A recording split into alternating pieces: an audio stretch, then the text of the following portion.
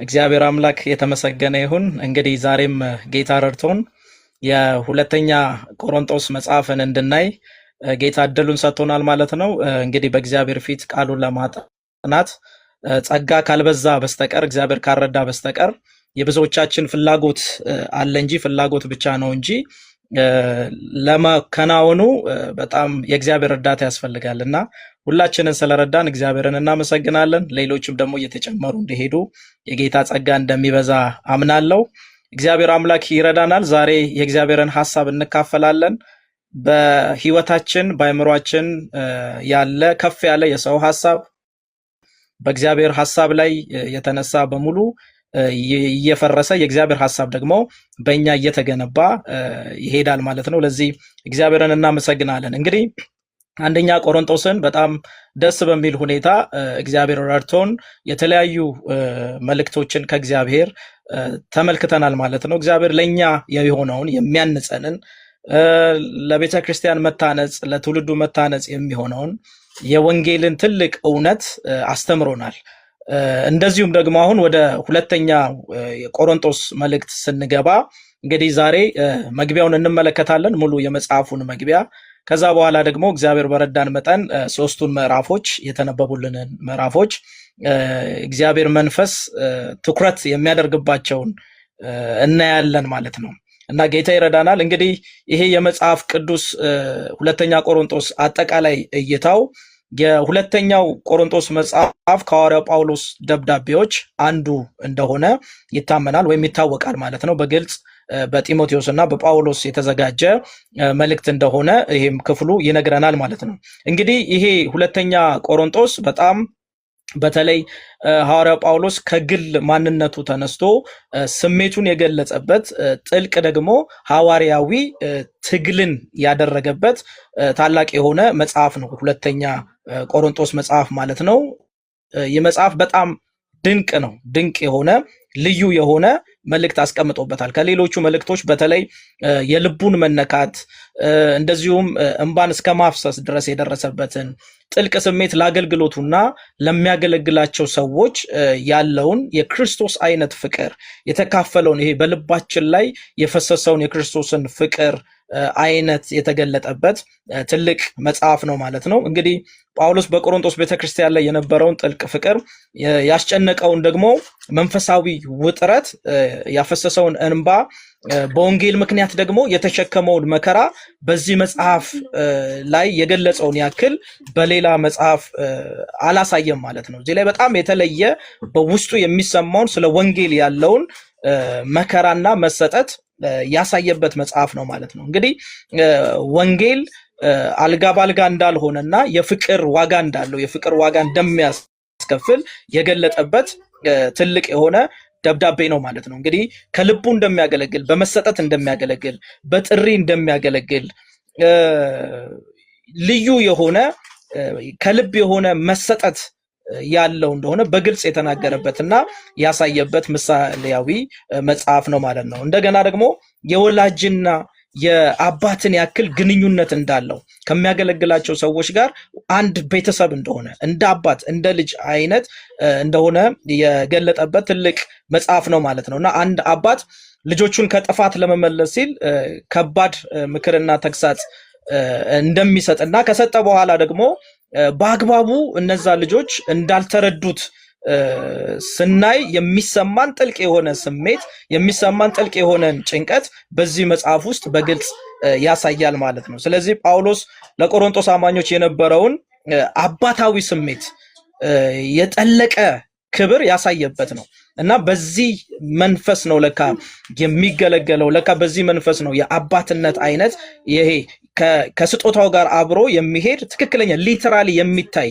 ከአፍ ያልሆነ ከአፍ ብቻ ያልሆነ ከንግግር ብቻ ያልሆነ የተፈተነ በላይፍ ስታይል የተፈተነ በጣም የሆነ ሊተራሊ የታየን ህይወት የገለጠበት መጽሐፍ ነው እና በጣም ልብን የሚነካ አይነት ስሜቱን የገለጠበት መጽሐፍ ነው ማለት ነው። እንግዲህ ሁለተኛ ቆሮንቶስን ታሪካዊ ዳራውን የተጻፈበትን ምክንያት ስንመለከት ይህ ደብዳቤ እንግዲህ የተጻፈው አንደኛ ቆሮንቶስ ከተጻፈ ከጥቂት ወራት በኋላ ኦር አንድ ዓመት ገደማ ያክል እንደሆነ የተለያዩ ስኮላሮች ይናገራሉ ማለት ነው። ከ55 ዓመተ ምህረት እስከ 57 ባለው ውስጥ ነው የሚገመተው። ግን አንዳንዶች ሊትራሊ በእርግጠኝነት 56 ላይ ነው የተጻፈው ብለው ያስቀምጣሉ ማለት ነው። በዛ ዓመተ ምህረት ነው የተጻፈው። እንግዲህ ሁለተኛ ቆሮንቶስ ከአንደኛ ቆሮንቶስ የአንድ ዓመት ያክል ጋፕ አለው ማለት ነው። እንግዲህ ይህንን መልእክት የጻፈው ሐዋርያው ጳውሎስ በመቄዶንያ ሆኖ እንደሆነ እዚሁ ክፍሉ ላይ እናገኛለን። በመቄዶንያ ሆኖ የተጻፈ መጽሐፍ ነው። በወቅቱ ደግሞ በቆሮንቶስ ቤተክርስቲያን ውስጥ የነበረውን ሁኔታ ደግሞ እጅግ የተባባሰና በመጀመሪያው ላይ የነበረው የጥያቄና መልስ የቆሮንቶስ መሪዎች ጳውሎስን የተለያዩ ጥያቄዎችን እንደጠየቁትና ማብራሪያዎችን እንደሰጠ ተመልክተናል። የጌታ እራትን በተመለከተ፣ ጋብቻን በተመለከተ፣ የጸጋ ስጦታዎችን በተመለከተ፣ አማኝ እንዴት መመላለስ እንዳለበት በተመለከተ የሰጣቸው ነገሮች አሉና በዛም ጉዳይ ተንተርሶ በጣም የተለያዩ ዲቤቶች እንደነበሩ ይታወቃል ማለት ነው። በዚህ ጊዜ በዚህ ሁኔታ ውስጥ ሆኖ ነው ይህንን መጽሐፍ የጻፈው። እንደገና ደግሞ ይህንን መጽሐፍ የጻፈበትን ደግሞ ነገሮች ስንመለከት የውሸት ሐዋርያ መግባትና ተቃውሞውን ደግሞ እዚህ ላይ አሳይቷል ማለት ነው። እነዚህ ሐዋርያት ነን የሚሉ ግን ያልሆኑ ህጋውያን ማለት ህግን የተከተሉ ሳይሆን ጁዳይዝምን ይሄ ጁዳይዘርስ የሚባሉ ማለት ነው። ያንን የመገረዝን ትምህርት የሚያስተምሩ ከኢየሩሳሌም ነው የተላክነው፣ ወረቀት አለን፣ ደብዳቤ አለን፣ ይሄው ማስረጃችን የሚሉ ነገር ግን የእግዚአብሔር ጥሪ የሌላቸው ሰዎች በቆሮንቶስ የነበሩበት ነው። እንግዲህ ይሄ እዚህ መግቢያው ላይ የምናያለን። ምዕራፎችንም እያንዳንዱን ስናይ ስለ ጥሪ በጣም ዛሬ እናያለን ማለት ነው። 3 አይነት ጥሪዎች አሉ። በእግዚአብሔር የተጠራ አለ፣ በሰው የተጠራ አለ፣ ራሱን በራሱ ደግሞ የጠራ አለና እነዚህ ሰዎች ደግሞ አንደኛ ራሳቸውን በራሳቸው የጠሩ ናቸው። ሁለተኛ ደግሞ በሰው የተጠሩ ናቸው። የእግዚአብሔር ጥሪ የሌለበት ነው። ነገር ግን የእግዚአብሔር ጥሪ ያለበትን ሰው አስተምህሮ የሚቃወሙ እንደነበሩ እናያለን ማለት ነው። እነዚህ ሰዎች እንግዲህ ጳውሎስን ለማጣጣል ህዝቡን ከእርሱ ለመንጠቅ የሚከተሉትን ከባድ ክሶች አቅርበው ነበር ማለት ነው። እንግዲህ ካቀረቧቸው ክሶች እየዘረዘርን እንመለከታለን። ግን እነዚህን ክሶች ያቀረቡበት ምክንያት ስለ ወንጌል ግድ ብሏቸው ሳይሆን ስለ አስተምሮቱ ግድ ብሏቸው ሳይሆን የእውነትን ወንጌል ስላልተረዱና ያንን የእውነትን ወንጌል ለመሸፈን የእውነት ወንጌል ሰባኪ በመሆኑ ደግሞ እሱን ደግሞ እንዳይቀጥል አገልግሎቱ ተሰሚነት እንዳይኖረው የተደረገ ነገር ነው ማለት ነው። እንግዲህ ትምህርት በሚመስል ትክክለኛ በሚመስል ነገር ግን አገልግሎቱን ሊያኮላሽ የሚችል መልእክቱን የሚያኮላሽ አይነት እውነትነት የሚመስል ግን ያልሆነ ይሄ የእባቡ አይነት አካሄድ የክፉ የሰይጣን አካሄድ ማለት ነው። እንደዚህ አይነት ነገሮችን አንስተው በጣም ስሙን ያነሱ እንደነበረ ክፍሉ ያሳየናል ማለት ነው። እንግዲህ በመጀመሪያ እነዚህ ሐዋርያ ያልሆኑ ግን ነን የሚሉ ያነሱት የመጀመሪያው ክስ ምንድነው? ጳውሎስ ከቀዳሚዎቹ 12ቱ ሐዋርያ በተለየ መልኩ ከኢየሱስ ጋር በአካል አልተመላለሰም፣ ስለዚህ እውነተኛ ሐዋርያ አይደለም ብለው መከራከሪያ ፖይንት አንስተው ሐዋርያነቱን ጥሪው ላይ አገልግሎቱ ላይ ሲመጡ እንመለከታለን። እንግዲህ የትክክለኛ አገልጋይ የሚባለው ከምድር ላይ ከነዚህ ከሶስቱ ተጠሪዎች አንዱ በእግዚአብሔር የተጠራ ነው። እንግዲህ በእግዚአብሔር የተጠራ አገልግሎቱን ትክክለኛ ያስኬዳል፣ ወንጌልን በትክክል ያስኬዳል፣ የጠራውን ያውቃል፣ የተጠራበትን ያውቃል፣ የተጠራበትን የያዘውን ዓላማ ደግሞ አድርሶ ጎል አድርሶ ዳር አድርሶ ማለፍ እንዳለበት ያውቃል ማለት ነው። በዚህ እየተንቀሳቀሰ እያለ ነው አይ ትክክል አይደለም የሚለውን ግን በቲቺንግ ስም በማውጣት ስም በመለጠፍ በማስተማር ብቻ ላይፍ ስታይል የሌለው የኑሮ ዘይቤ የሌለው እሱ ትክክለኛ አገልጋይና ሐዋርያ ስለመሆኑ ሊትራል የሆነ ማስረጃ አለው፣ ሊትራል የሆነ ላይፍ ስታይል አለው። ምክንያቱም ወንጌል ወይም መንፈሳዊነት ማለት በኑሮ ዘይቤ የሚገለጥ እንጂ በቲቺንግ ብቻ የሚገለጥ አይደለም። በሆነ ነገር በማስተማር በኮንፈረንሶችን በማድረግ የተለያዩ ትምህርቶችን በመስጠት የሚካሄድ አይደለም። ላይፍ ስታይል አለው። በእግዚአብሔር የተጠራ አገልጋይ ላይፍ ስታይል አለው። እነሱ ግን ይህንን ላይፍ ስታይል ለመሸፈን ጥረት ያደረጉበትን ሁኔታ እንመለከታለን ማለት ነው። እንደገና ደግሞ ፊዚካሊ ውጫዊ ነገር ላይ የሚያተኩሩ ናቸው። የሚታይ ነገር ላይ ፊዚካሉን ያነሱና በአካል ሲመጣ እኮ በአካል ሲታይ እኮ ደካማ ነው፣ እዚህ ግባ የሚባል እኮ አይደለም።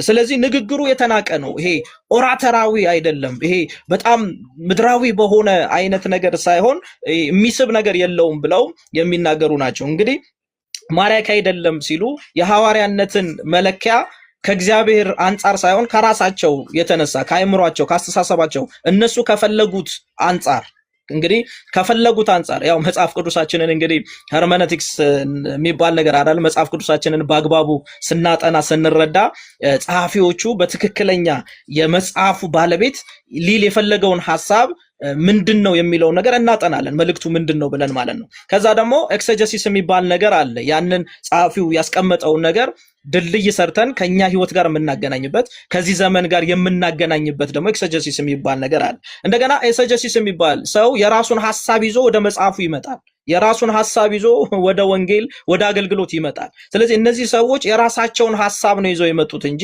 እግዚአብሔራዊ የሆነን ሐሳብ አይደለም። የእግዚአብሔር ሐሳብ ያለው እዚህ ጥሪ ያለው ላይ ሊተራሊ በላይፉ የተገለጠው ላይ ሐዋርያው ጳውሎስ ላይ ነው። እነዚህ ሰዎች ግን ፑልፒቱን ይዘውታል፣ ቲች እያደረጉ ነው፣ ብዙ ህዝቦችን እያነሳሱ ነው፣ ህዝቦችን ይዘዋል። ግን ትምህርት ነው እንጂ ያላቸው ህይወት ያለው ትምህርት አይደለም። ይሄ አሁንም በእኛ ዘመን የሚታይ በጣም ኦራተራዊ በሆነ አገላለጹ የሚያምር የሚመስል እዛም እዚህም ይሄን ከዚህ አንጻር ሲሉ እውነት የሚመስል ግን እውነት ያልሆነ ማለት ነው። ስለዚህ በዚህ ስታዩት እኮ ምንም እዚህ ግባ የሚባል አይደለም ብለው ክስ ሲያመጡ እናያለን ማለት ነው። እንደገና ደሞዝ ሳይቀበል በነፃ ማገልገሉን ደግሞ እውነተኛ ሐዋርያዊ ስላልሆነ ነው የማይቀበለው ብለው እንግዲህ እግዚአብሔር ያሳያችሁ እንግዲህ የሌለ አይነት ምክንያት ሲያመጡ ማለት ነው። እሱ ለምን እንደማይቀበል የራሱ ሪዝን አለው። ያንን እናውቃለን። መጽሐፍ ቅዱሳችንም በግልጽ ይናገራል። ስለዚህ ራሱን ስለሚያውቅ ነው፣ ጥርጣሬ ስላለበት ነው፣ ስለሚሸማቀቅ ነው፣ ትክክለኛ ጥሪ ስለሌለው ነው እያሉ የማጣጣልን ክስ ይከሱታል። እና በእግዚአብሔር የተጠራን ሰው ሁልጊዜ በመንገዱ ላይ ሲያልፍ ሲያገለግል ኦራተር የሆኑ ተናጋሪ ነን የሚሉ በጣም አንዱን ካንዱ ማገናኘት የሚችሉ ሰዎች በብዙ ነገር ሊያጣጥሉ ይሞክራሉ። እና ጳውሎስ ላይ ይህ ሙከራ በሰፊው እየተካሄደበት እንደነበረ እናያለን ማለት ነው። እንደገና ደግሞ ይሄ መንፈሳዊ ምሪት ያለው አይደለም። ለምሳሌ በስጋ በስሜቱ ነው የሚሄደው። አሁን እመጣለሁ ይላል፣ ግን ሳይመጣ ይቀራል። እንደዚህ አይነት ደግሞ መንፈሳዊ አለ ወይ? ታውቃላችሁ፣ የህግ አቀንቃኞች ወይም በሙሴ ወንበር ላይ የተቀመጡ ሰዎች ሲያስተምሩት ጎበዞች ናቸው። የፈሪሳውያን ትምህርት ያው በብዙ አጥንተናል በዚህም መካከልና ነገር ግን ሊኖሩት አይወዱም፣ አይችሉም፣ ሊመላለሱበት አይችሉም። ያንን ያላቸውን ቲቺንግ ያላቸውን ዕውቀት ለምንድን ነው የሚጠቀሙበት? ለመንቀስ ነው የሚጠቀሙበት ማለት ነው። ስለዚህ እነዚህ እኛ መሪዎች ነን፣ እኛ ከኢየሩሳሌም ደብዳቤ ይዘን የመጣ ነው ብለው በዚህ በተቀባው ሰው ላይ ጥሪ ባለው ሰው ላይ በነገራችን ላይ የኛን ማንነት ሊተራሊ ማስረጃ ያለው ወረቀት ጥሩ ነው በነገራችን ላይ። ነገር ግን ከወረቀቱ ይልቅ ህይወት የሚባል ነገር አለ። የእግዚአብሔር መንፈስ የሚባል ነገር አለ። መንፈስ ቅዱስ የሚመሰክረው ነው እንጂ ትክክለኛው ምስክርነት የወረቀት ብዛት የማስረጃ ብዛት ስለደረደረን አይደለም ምስክርነት። ምክንያቱም የወረቀት ማስረጃ ጥሩ ቢሆንም ባንድም በሌላም ግን በትክክለኛ መንገድ ባልሆነም ሊዘጋጅ ስለሚችል ማለት ነው፣ ሊመጣ ስለሚችል ማለት ነው። ስለዚህ ይሄንን ክስ እንደመጣበት እንመለከታለን ማለት ነው። ከዛ ደግሞ በጣም ልብ የሚነካ የሐዘን የሆነ ጉብኝት እንዳደረገ እናገኛለን እዚህ መጽሐፋችን ላይ። ሁኔታው ደግሞ እጅግ ሲባባስ ጳውሎስ በቆሮንቶስ በአካል ሄዶ ጎብኝቶ ነበረ። ይሁን እንጂ ጉብኝቱ ብዙም ልብ የሚሰብርና ውጥረት የተሞላበት ወይም የሐዘን ጉብኝት እንደነበረ እናያለን በዚህ መጽሐፍ። ከዚህም በተጨማሪ ደግሞ ከባድና ጥብቅ የሆነ ደብዳቤ አሁንም ድረስ እንኳን በምድር ላይ ያልተገኘ ግን ጽፎታል ተብሎ የሚታመን የሐዘን ደብዳቤ ልኮ እንደነበረ ከዚህ ከሁለተኛ ቆሮንቶስ መግቢያ ላይ መረዳት እንችላለን ማለት ነው። ስለዚህ በጣም ውጥረት አለ። በቆሮንቶስን በመልእክት ነው የሚያገለግለው። እዛ ደግሞ በሚያገለግላቸውና በሱ መካከል ጥሩ ያልሆኑ አለመግባባቶች ተፈጥረዋል። በሱና በሚያገለግላቸው ሕዝብ መካከል ሌሎች ሐሰተኞች ገብተዋል። በዚህ ሁኔታ ውስጥ እንግዲህ ያለ ቲቶን ደግሞ ከላከ በኋላ የቲቶን መመለስ በጭንቅ ሆኖ ሲጠብቅ እንደነበረ እናያለን ማለት ነው። ጳውሎስ በጭንቅ ውስጥ ሆኖ ቲቶን ወደ ቆሮንቶስ ልኮት ነበር። ቲቶ ሲመለስ አብዛኛው ሕዝብ ንስሐ ገብቷል። አብዛኛው ህዝብ ንስሐ ገብቷል እና በጣም ናፍቆሃል። ብዙዎቹ ያስተማርከውን ነገር ተረድተዋል። ሐሰተኞቹ እንደሚሉት አይደለም፣ ብዙዎች ብዙ ውጥረት እንዳነሳሱ አይደለም። ስለዚህ ተመልሰዋል የሚልን መልእክት ይዞለት ይመጣል ማለት ነው ወደ ጳውሎስ እና ተናፍቀሃል በሚለው ጊዜ እንደገና ያ በሐዘን የተሰበረውን አዝኖ የነበረው ልቡ እንደገና ሲነሳ እንመለከታለን እና የሚል መልካም ዜናን አምጥቶለታል። ነገር ግን ከዚህ መልካም ዜና ጋር ደግሞ አብሮ ያው ፈገግ ማለት በጀመረ ጊዜ ጥቂት ግን ተቃዋሚዎች እንዳሉና በሐዋርያነቱ ስልጣን ጉዳይ ላይ ፈተና እንደተጋረደበት ደግሞ ከቲቶ ይህንን መስማት ችሏል ማለት ነው። ጳውሎስ ይህንን ሁኔታ ሙሉ በሙሉ ለማስተካከል ደግሞ ሲወስን ሲቆርጥ እናያለን። ምክንያቱም የሐዋርያነቱ እውነተኛ ባህሪ ለማሳየትና ቤተክርስቲያንን ከሐሰተኛ ትምህርት ለመታደግ ይሄ መጽሐፍ ተጽፏል ማለት ነው። ሁለተኛ ቆሮንቶስን ዋናው የጻፈበት ምክንያት እኔ እንደዚህ ነኝ ብሎ የራሱን ማንነት እሱን ለማሳየት እኔ እኮ ምናምን ብሎ ነገሩን እንትን ለማድረግ ሳይሆን በሱ የተሰበከ ወንጌል እንዳይነቀፍ፣ በሱ የሚተላለፈው የእግዚአብሔር ሐሳብ እንዳይነቀፍ ትውልዱን ከማዳን ፐርስፔክቲቭ አንጻር እንጂ ከራሱ ግላዊ ነገር አንጻር ሳይሆን ለመታደግ ህዝቡ ወደ ወንጌል እንዲመለስ ይሄ የአይሁዲነት የሴሬሞኒያሊዝምነት ገላትያዊነት ይሄ የተጨማመሩ ትምህርቶች ነፃ እንዲሆን ነው ሰው ይሄንን መልእክት የጻፈው ማለት ነው ሐዋርያው ጳውሎስ። እንግዲህ መግቢያውን በሶስተኛ ደረጃ ስንመለከት የመጽሐፉን ዋና ዋና ስለ መለኮታዊ ጽብጦችን መመልከት ያስፈልጋል ማለት ነው። የመጀመሪያው የመከራና የመጽናትን ስነ መለኮት እዚህ ጋር ያመጣል ማለት ነው። መከራ የክርስቲያን ህይወት ማዕከል ቢሆንም ባይዘዌ ማዕከል ነው። በነገራችን ላይ የክርስቲያን ማዕከል ነው መከራ። በተለይ ደግሞ ሚሽነሪ ለሆነ ወንጌልን ይዞ ለሚወጣ ለትውልድ መዳን ምክንያት ለመሆን የሚንቀሳቀስ ሰው ላይ አለ ቻሌንጅ። ድኖ በቃ እኔ ከበላው ከጠጣው ከነዳው በመልካም ሁኔታ ከኖርኩ ካገባው ከወለድኩ that's okay it's enough ነው ለሚል ሰው እውነት ነው። ያው እንደምታውቁት መከራ የለብንም የሚሉ በጣም ትልልቅ ትምህርቶች አሉ። እውነት ነው። ለሚቀመጥ ሰው ወንጌልን ይዞ ለትውልድ ለማይደርስ ሰው የሚሽንን አደራ ተቀብሎ የሐዋርያቱን አይነት ተልእኮ ይዞ ለማይሄድ ያን ያክል መከራ የለም። እውነት ነው። ነገር ግን ትውልድ እንዲድን የእግዚአብሔርን ተልእኮ የያዘ ሰው የክርስቶስን መልእክት ይዞ ለሚወጣ ሰው ግን ቻሌንጅ አለ ማለት ነው። ስለዚህ ከወንጌል ጋር አብሮ የሚመጣ ቻሌንጅ አለ። ቢሆንም ግን እግዚአብሔር ግን በሁሉም መከራዎች ውስጥ የሚያጽናና አምላክ መሆኑን ጳውሎስ አንስቷል ማለት ነው። እንግዲህ ከመግቢያችን አንዱ ይሄ ነው። ዛሬም ይሄንን በምናጠናበት ጊዜ በየትኛውም ስፍራ በየትኛውም ሁኔታ ላለን ሰዎች የእግዚአብሔር ማጽናናት እንደሚያገኘን መልእክቱ ያስተላልፋል። ስለዚህ ዛሬ ብዙዎች መጽሐፍ ቅዱሳቸውን እንደገና ያነሳሉ። ከሰው ክስ፣ ከሰው ወሬ፣ ከተለያዩ አንጻር ጥሪያቸውን ያስቀመጡ ጸጋቸውን ያስቀመጡ ቸርች መሄድ አይ ያሉ ሰዎች እንደገና አሁን በፊት ከነበራቸው ተነሳሽነት ይልቅ አሁን የእግዚአብሔር ማጽናናት ስለሚያገኛቸው ማይክ የተዉ አገልጋዮች፣ መጽሐፍ የተዉ አገልጋዮች፣ ጸሎት የተዉ አማኞች፣ መዝሙር የተዉ አማኞች እንደገና የመጣው ነገር ሳያስቆማቸው ቀርቶ ሊያስቆማቸው ካሰበው 100,000 እጥፍ በላይ እንደገና በወንጌል ሪቫይቫል ይነሳሉ። ለምን ሲባል አንቺን የሚያጽናና አንተን የሚያጽናና አሁን ያለበትን ሲቹዌሽን ሁኔታ የሚያይ ወዳጅ ላይደርስ ይችላል፣ ሰው ላይደርስ ይችላል፣ ቤተሰብ ላይደርስ ይችላል፣ አብሮ የሚያገለግል ላይደርስ ይችላል፣ ቢደርስም አንደርስታንድ ላያደርግ ይችላል። ሁሉን የሚያውቅ እንደ ሰው እንደኛ በሁሉ የተፈተነ ግን ይህ ሊቀ ካህናችን ግን ዛሬ የሆነን ሰው ያጽናናና እንደገና አገልግሎቱ እንዲቀጥል እንደገና የእውነት ወንጌል እንዲቀጥል። በጣም ብዙ ውሸተኞች አሉ በትክክለኛ አገልጋዮች ላይ ስም የሚያወጡ የሚነክሱ፣ እሱ አይቀጥልም እንዲህ ነው የሚሉ በጥሪው ላይ ምክንያቱም በሰው የተጠራና ራሱን የጠራ በጣም ብዙ ናቸው ቁጥራቸው። ቡድን አላቸው፣ ቲም አላቸው፣ ሰንሰለት አላቸው። እውነትን የሚናገር ለገንዘብ የማይኖር ለዝና የማይኖር ለስሜቱ ለገዛ ፈቃዱ የማይኖር የራሱን መልእክት የራሱን ትምህርት የማይሰራ ለወንጌል እውነት የቆመን ሰው በተለያየ ነገር ስሙን ያነሳሉ። ስለዚህ ውይ ቢቀርስ ብለው እንዲሸሸጉ ያደርግ። ይሄ በጳውሎስ ሕይወት እንደ ሀፕን እንዳደረገና የማጽናናት አምላክ ግን የቆሮንቶስ መጽሐፍ የሁለተኛ ቆሮንቶስ ዋናው ቁልፍ ቃል ይሄ ነው። የማጽናናት አምላክ አለ። ወንጌልን የሰጠን መልእክቱን የሰጠን የተናገረን ጌታ እንደገና ደግሞ የጠራን የታመነ መሆኑን ሃሌሉያ። የጠራንን እያየን እንደምንቀጥል ማስቀጠል እንደሚያስችል ይሄንን እናያለን በዚህ መጽሐፍ ማለት ነው። የሚያጽናና አምላክ መሆኑን ገልጿል።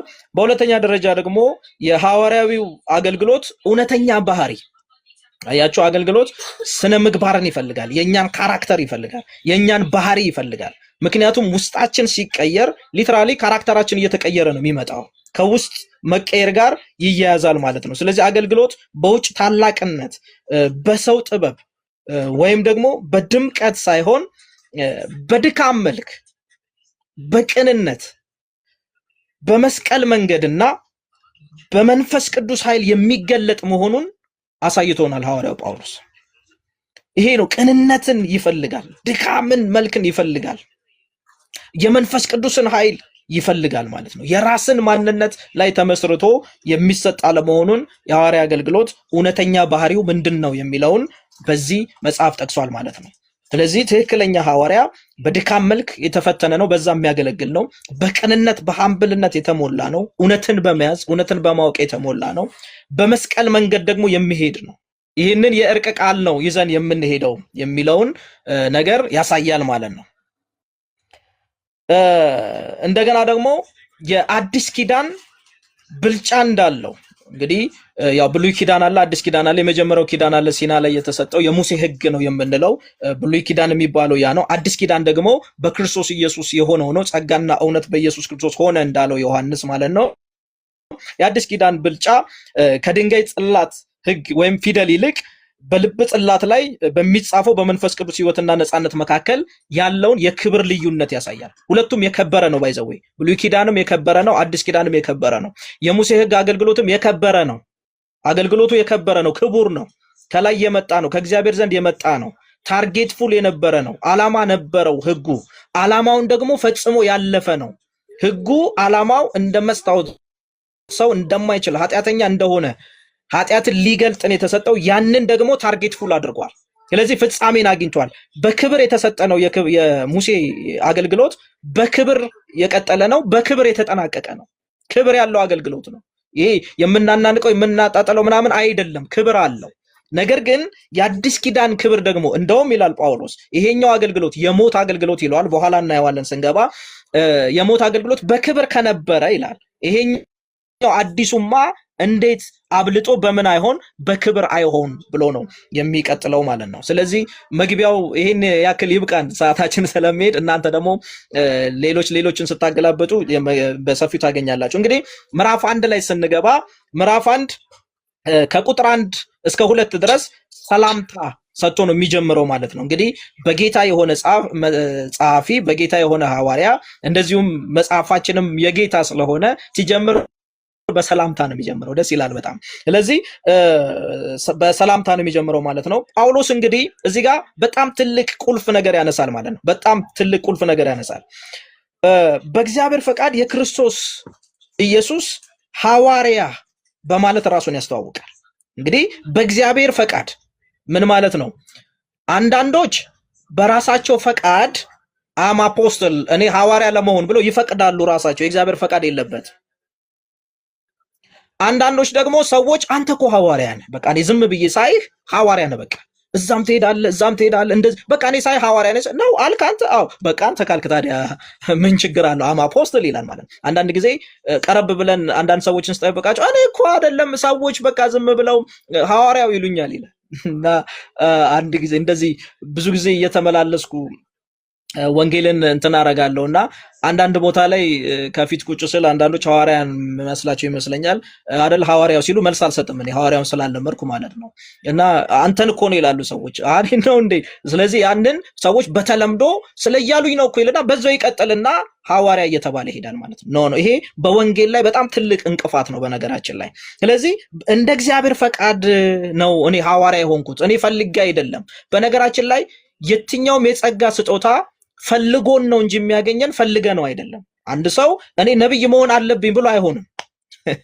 አንድ ሰው እኔ አስተማሪ መሆን አለብኝ ብሎ እንዴት ነው የአገልግሎት እንትናችን ታይትላችን ሲባል እንደ ሰጪው ነው። ሃሌሉያ። ሰጪው ዩ አር አፖስትል ካለ ነኝ በቃ እሱ ስለፈቀደ ስላረገ። በነገራችን ላይ የትኛውም የጸጋ ስጦታ መደረግ ነው። ከሱ ከአድራጊው አየ። አሁን ሐዋርያ ጳውሎስን ሐዋርያ አደረገው። ምንም ማድረግ አይቻልም። ምድር ብትንጫጫ፣ ጁዳይዝም ቢንጫጫ፣ ሰዎች ተቀበሉት አልተቀበሉት፣ እግዚአብሔር ካደረገህ ነህ። የፈለገ ደግሞ የእግዚአብሔር ፈቃድ ከሌለበትና እግዚአብሔር ካላደረገህ በሺዎች የሚቆጠር ፎሎወርሶችን ብናመርት አይሆንም። ለምን? አልፈቀደማ። ስለዚህ በእግዚአብሔር የተጠራ ሰው ማለት ይሄ ነው።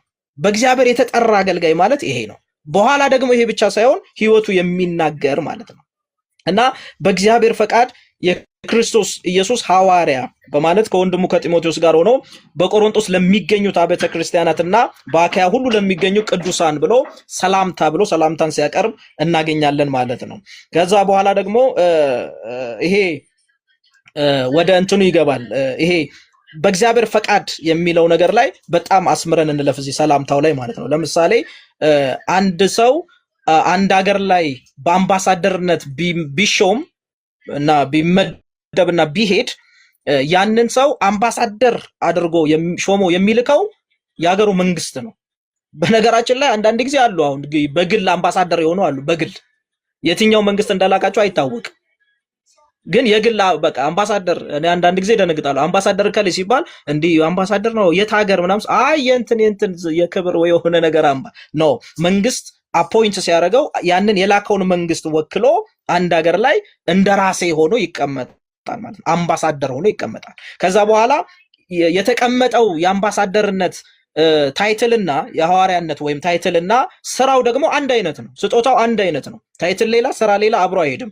በነገራችን ላይ እኔ አምባሳደር ነኝ አይልም። ማንኛውም አምባሳደር እንደሆነ ስራው ይገልጻል።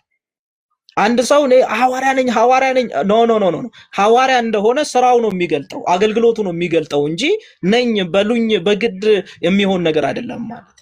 አሁን በዚህ ያለን ወንዶች ወንድ ነኝ አንልም። እነ ሀያትም እዚያውን የምናያቸው እህቶቻችን ኧረ እኔ ሴት ነኝ ብለው አያስረዱንም ስለ ሴትነታቸው። ለምን? የተደረጉት ነገር ነው፣ የሆኑት ነገር ነው። ሊደብቁት አይችሉም፣ ሊሸፍኑት አይችሉም፣ አለመታየት አይችልም። እንደው ቢያስመስሉ ቢሸፋፍኑ እንኳን ራሱ በሆነ ሜተድ መገለጡ አይቀርም። ሃሌሉያ። ስለዚህ ሰዎች ያልተቀበሉላችሁ የጸጋ ስጦታ ግን እግዚአብሔር ጠርቶ ያስቀመጠባችሁ በጊዜው በስራና የእናንተ የሚገለጠው ትክክለኛ ተጠሪ የሚገለጠው በስራ ነው። የሆነ ስም፣ የሆነ ጭብጨባ፣ የሆነ ፉጨት አይደለም። የሆነ ካሜራ የሆነ ሰርተፍኬት ሊትራሊ የሚንቀሳቀስ ላይፍ ያለው ለሰዎች ለትውልድ የሚጠቅም ሃሌሉያ ነኝ ራሱ የሚያሳብቅ። በነገራችን ላይ በትክክል የተጠሩ ሰዎች ራሳቸውን ለመሸፈን እንኳን አይችሉም። ራሱ ጥሪው ራሱ ስራው ስለሚያገን ማለት ነው። አሁን ሀገራችንን እየመራ ያለው ሰውዬ መሪ ነኝ ፕራይም ሚኒስተር ነኝ አይለንም። 10 ጊዜ ስራው ይናገራል፣ ንግግሩ ይናገራል፣ መውጣት መግባቱ ይታወቃል። ሂዜ ፕራይም ሚኒስተር ይላል። የሆነም ሰው ድንገት ቢያው ይሄ ይላል። ለምን? ከሚያው ነገር አንጻር ማለት ነው። ነኝ ሳይለው ማለት ነው። ልክ እንደዛ ከእግዚአብሔር በተቀበልነው አገልግሎት ያንን የጌታ ፈቃድ መሆኑን ማየት ያስፈልጋል ማለት ነው። ከ3 እስከ 11 እንግዲህ እስከ ቁጥር 2 ድረስ ሰላምታ ነው። ከዛ ከቁጥር 3 እስከ 11 ድረስ የመጽናናት አምላክ እና የመከራን ዓላማ ያነሳል። አንደኛ የመጽናናት አምላክ አለ፣ በቃ ሃሌሉያ። ሁለተኛ ደግሞ ቻሌንጅ አለ፣ መከራ አለ። አንዳንድ ሰዎች ያው ኢትዮጵያ ውስጥ በተለይ ደስ ይላቸዋል እንግሊዘኛውና ቻሌንጅ ይሉታል። መከራ ማለት መከራ አለ፣ ግን ያ መከራ ምን አለው? ዓላማ አለው። አሁን እኔ ተጣጥቦ ቁጭ ላለ ልክ መኃልየ ላይ እንዳለችው በቃ እኔ ያው ኤፌሶን ላይ ስንደርስ እንመለከታለን። ተቀምጫለሁ፣ በአብ ቀኝ ነኝ፣ ከክርስቶስ ጋር አብሬ በቃ ጨርሻለሁ፣ አልቆልኛል፣ አሜን ነው፣ ሃሌሉያ፣ ከፍ ብያለሁ፣ ቻሌንጅ የለብኝም ለሚል ሰው አይደለም ይሄ መልእክቱ የተጻፈው። ይሄ መልእክት ጫማውን ላጠለቀ፣ የወንጌልን ጫማ ላደረገ፣ መቀመጡን አውቆ መመላለስ ለጀመረ፣ ሌሎች ይድኑ ዘንድ ለሚመላለስ፣ ጸንቶ ለሚቆም፣ ከክፉ ጋር ከዳቢሎስ ጋር ጸንቶ የሚቆም ነው የሚል ለዛ ሰው ነው መልእክቱ የተጻፈው። ሚሽን ላይ ላለ ሰው ነው ይሄ መልእክት የሚሰራው። ሚሽን ለሌለው፣ ተልእኮ ለሌለው፣ በቃ እኔ ኑሮ ይበቃኛል የራሴ ኑሮ ነው የምኖረው ለሚል፣ ከቤተ ክርስቲያን ጋር የተሳሰረ ማንነት ለሌለው ይሄ መልእክቱ የሱ አይደለም ማለት ነው። ለተጠራን ሰዎች ግን ሌሎችም ለሚጠሩ ሁሉ ግን መልእክታችን ይሄ ነው። ምን አለ? ቻሌንጅ አለ። ነገር ግን ምንድነው? አይዟችሁ፣ ቻሌንጁን ቻሌንጅ አድርጎ የሚያልፍ ቅባት አለ። እንዴ ቅባትህ እኮ የሚታወቀው ጸጋ እኮ የሚታወቀው እኮ ቻሌንጅ ሲኖር ነው። ቻሌንጅ ከሌለ መቀባት በምን ይታወቃል? ወንጌል ላይ ኃይል እንዳለ በምን ይታወቃል? ወንጌል ላይ እኮ ኃይል መኖሩ የሚታወቀው የሚከለክልህ ነገር ሲመጣ፣ ቻሌንጅ የሚያደርግ ነገር ሲመጣ። ሃሌሉያ። ለዚህ እኮ ነው ልቡን አደነደነው ይላል የፈርዖንን። ለምን? የእግዚአብሔር ኃይል ማኒፌስት እንዲያደርግ እንዲገለጥ፣ ምን አይነት አምላክ ነው እንዲያስብል ማለት ነው። ስለዚህ ዛሬ እንደው ከዚህ መከራ እንደው የምትሉ ሰዎች አስደናቂ የሆነ የእግዚአብሔር ኃይል ያንን መከራ እንዴት ክሮስ እንደምታደርጉት፣ ያን ደግሞ ክሮስ ስታደርጉ ለብዙዎች መዳን ለብዙዎች መጽናናት ምክንያት ትሆናላችሁ ማለት ነው። ስለዚህ ይሄንን ሁለት ፖይንቶች ያነሳል። ከቁጥር 3 እስከ 4 ድረስ እግዚአብሔር የምህረት አባት የመጽናናትም ሁሉ አምላክ ነው።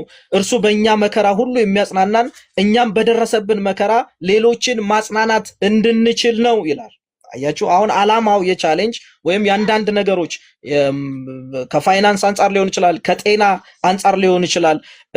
ለምሳሌ በከባድ ካንሰር በሽታ አልፎ ሐኪም የሆነ ሰው እንዴት ነው እንደው ለታማሚዎቹ ምን አይነት ፍቅር ያለው ይመስላችኋል? ምን አይነት ትሪትመንት የሚሰጥ ይመስላችኋል? ለምን? ሂኖስ ፔኑን ያውቃል፣ ምን እንደሚያስፈልገው ያውቃል። ያንን ሊተራሊ በላይፉ ስለተማረ ሊያክመው የመጣውን ሰውዬ ሕክምና የሚያስፈልገው ሰውዬ ምን እንደሚያስፈልገው ሳይነግረው ያውቃል። እያችሁ ለምን? በዛ ጫማ አልፏላ፣ በዛ መንገድ አልፏላ። ስለዚህ ቻሌንጅ ምን አለው? እንድንማር ያደርገናል፣ እንድንራራ ያደርገናል፣ ለዛኛው ሰው እንድናስብ ያደርገናል። ለዚህ ነው ችግርን የማያውቅ ሰው፣ መከራን የማያውቅ ሰው ለሰዎች ሊያዝን አይችልም። የሐዘኔታ ለዚህ እኮ ነው ኢየሱስ በሁሉ ነገር ተፈተነ ከኃጢአት በስተቀር። አያችሁ፣ ስለዚህ ነው እንዲህ ያለ ሊቀ ካህን አለ። ለምን? የሚራራ ለምን? ያውቀዋል ፔኑን። ካልሆነስ ያው እንደምታውቁት ብዙ ሰዎች የዳቦ ቤት ወረፋ ይዘው ነበር ይባላል እና ፕሪንስሱ ስታልፍ ምንድነው ዳዲ ሁሉ ወረፋ ምንድነው ግድያው ስትል ዳቦ ፈልገው ነው፣ ዳቦ እኮ ጠፍቶ ነው። ኦ ማይ ጋድ! ይሄ ሁሉ ትርምስ ለምን ያደርጋል? ግፊያ ምን ያደርጋል? ለምን ኬክ አይበሉም? ኬክ ለምን አይገዙም? ኬኩ ጋር ግፊያ የለም። እሷ በኬክ ሆድ የሚሞላ ነው የሚመስላት። እሷ ዲዘርት ታይም ላይ ስለምትበላ ረሃብን አታውቀውም። ስለዚህ ኬክ ደግሞ ለጠገበ ሰው ነው እንጂ የሚሆነው ለተራበ ሰው አይሆንም። ስለዚህ ያንን የምታውቀው ስታልፍ ነው መንገዱ። አንዳንድ ጊዜ በጣም ቻሌንጅ የበዛባቸው ሰዎች ለብዙ ቻሌንጅ ለበዛባቸው ሰዎች መውጣት ምክንያት ስለምትሆኑ ያንን ሴንስ እንድናገኘው ከዛ ሴንስ አንጻር። ለዚህ ነው አንዳንድ ጊዜ በጣም ከፍተኛ የሆኑ አገልጋዮች ለሰው የሚራራ የሚያዝን ነገር የለባቸውም። ለምን? አያውቁትም። ምን ሆኖ ነው ይላሉ። ያለፈ ሰው ግን ያውቃል። ስለዚህ ምን ያደርጋል? ያ እንዲራራ ያደርገዋል። አገልግሎት ከፍቅር ጋር የተያያዘ ነው። ለሌላው ለመድረስ ከሐዘኔታ ጋር ከፍቅር ጋር የተያያዘ ነው።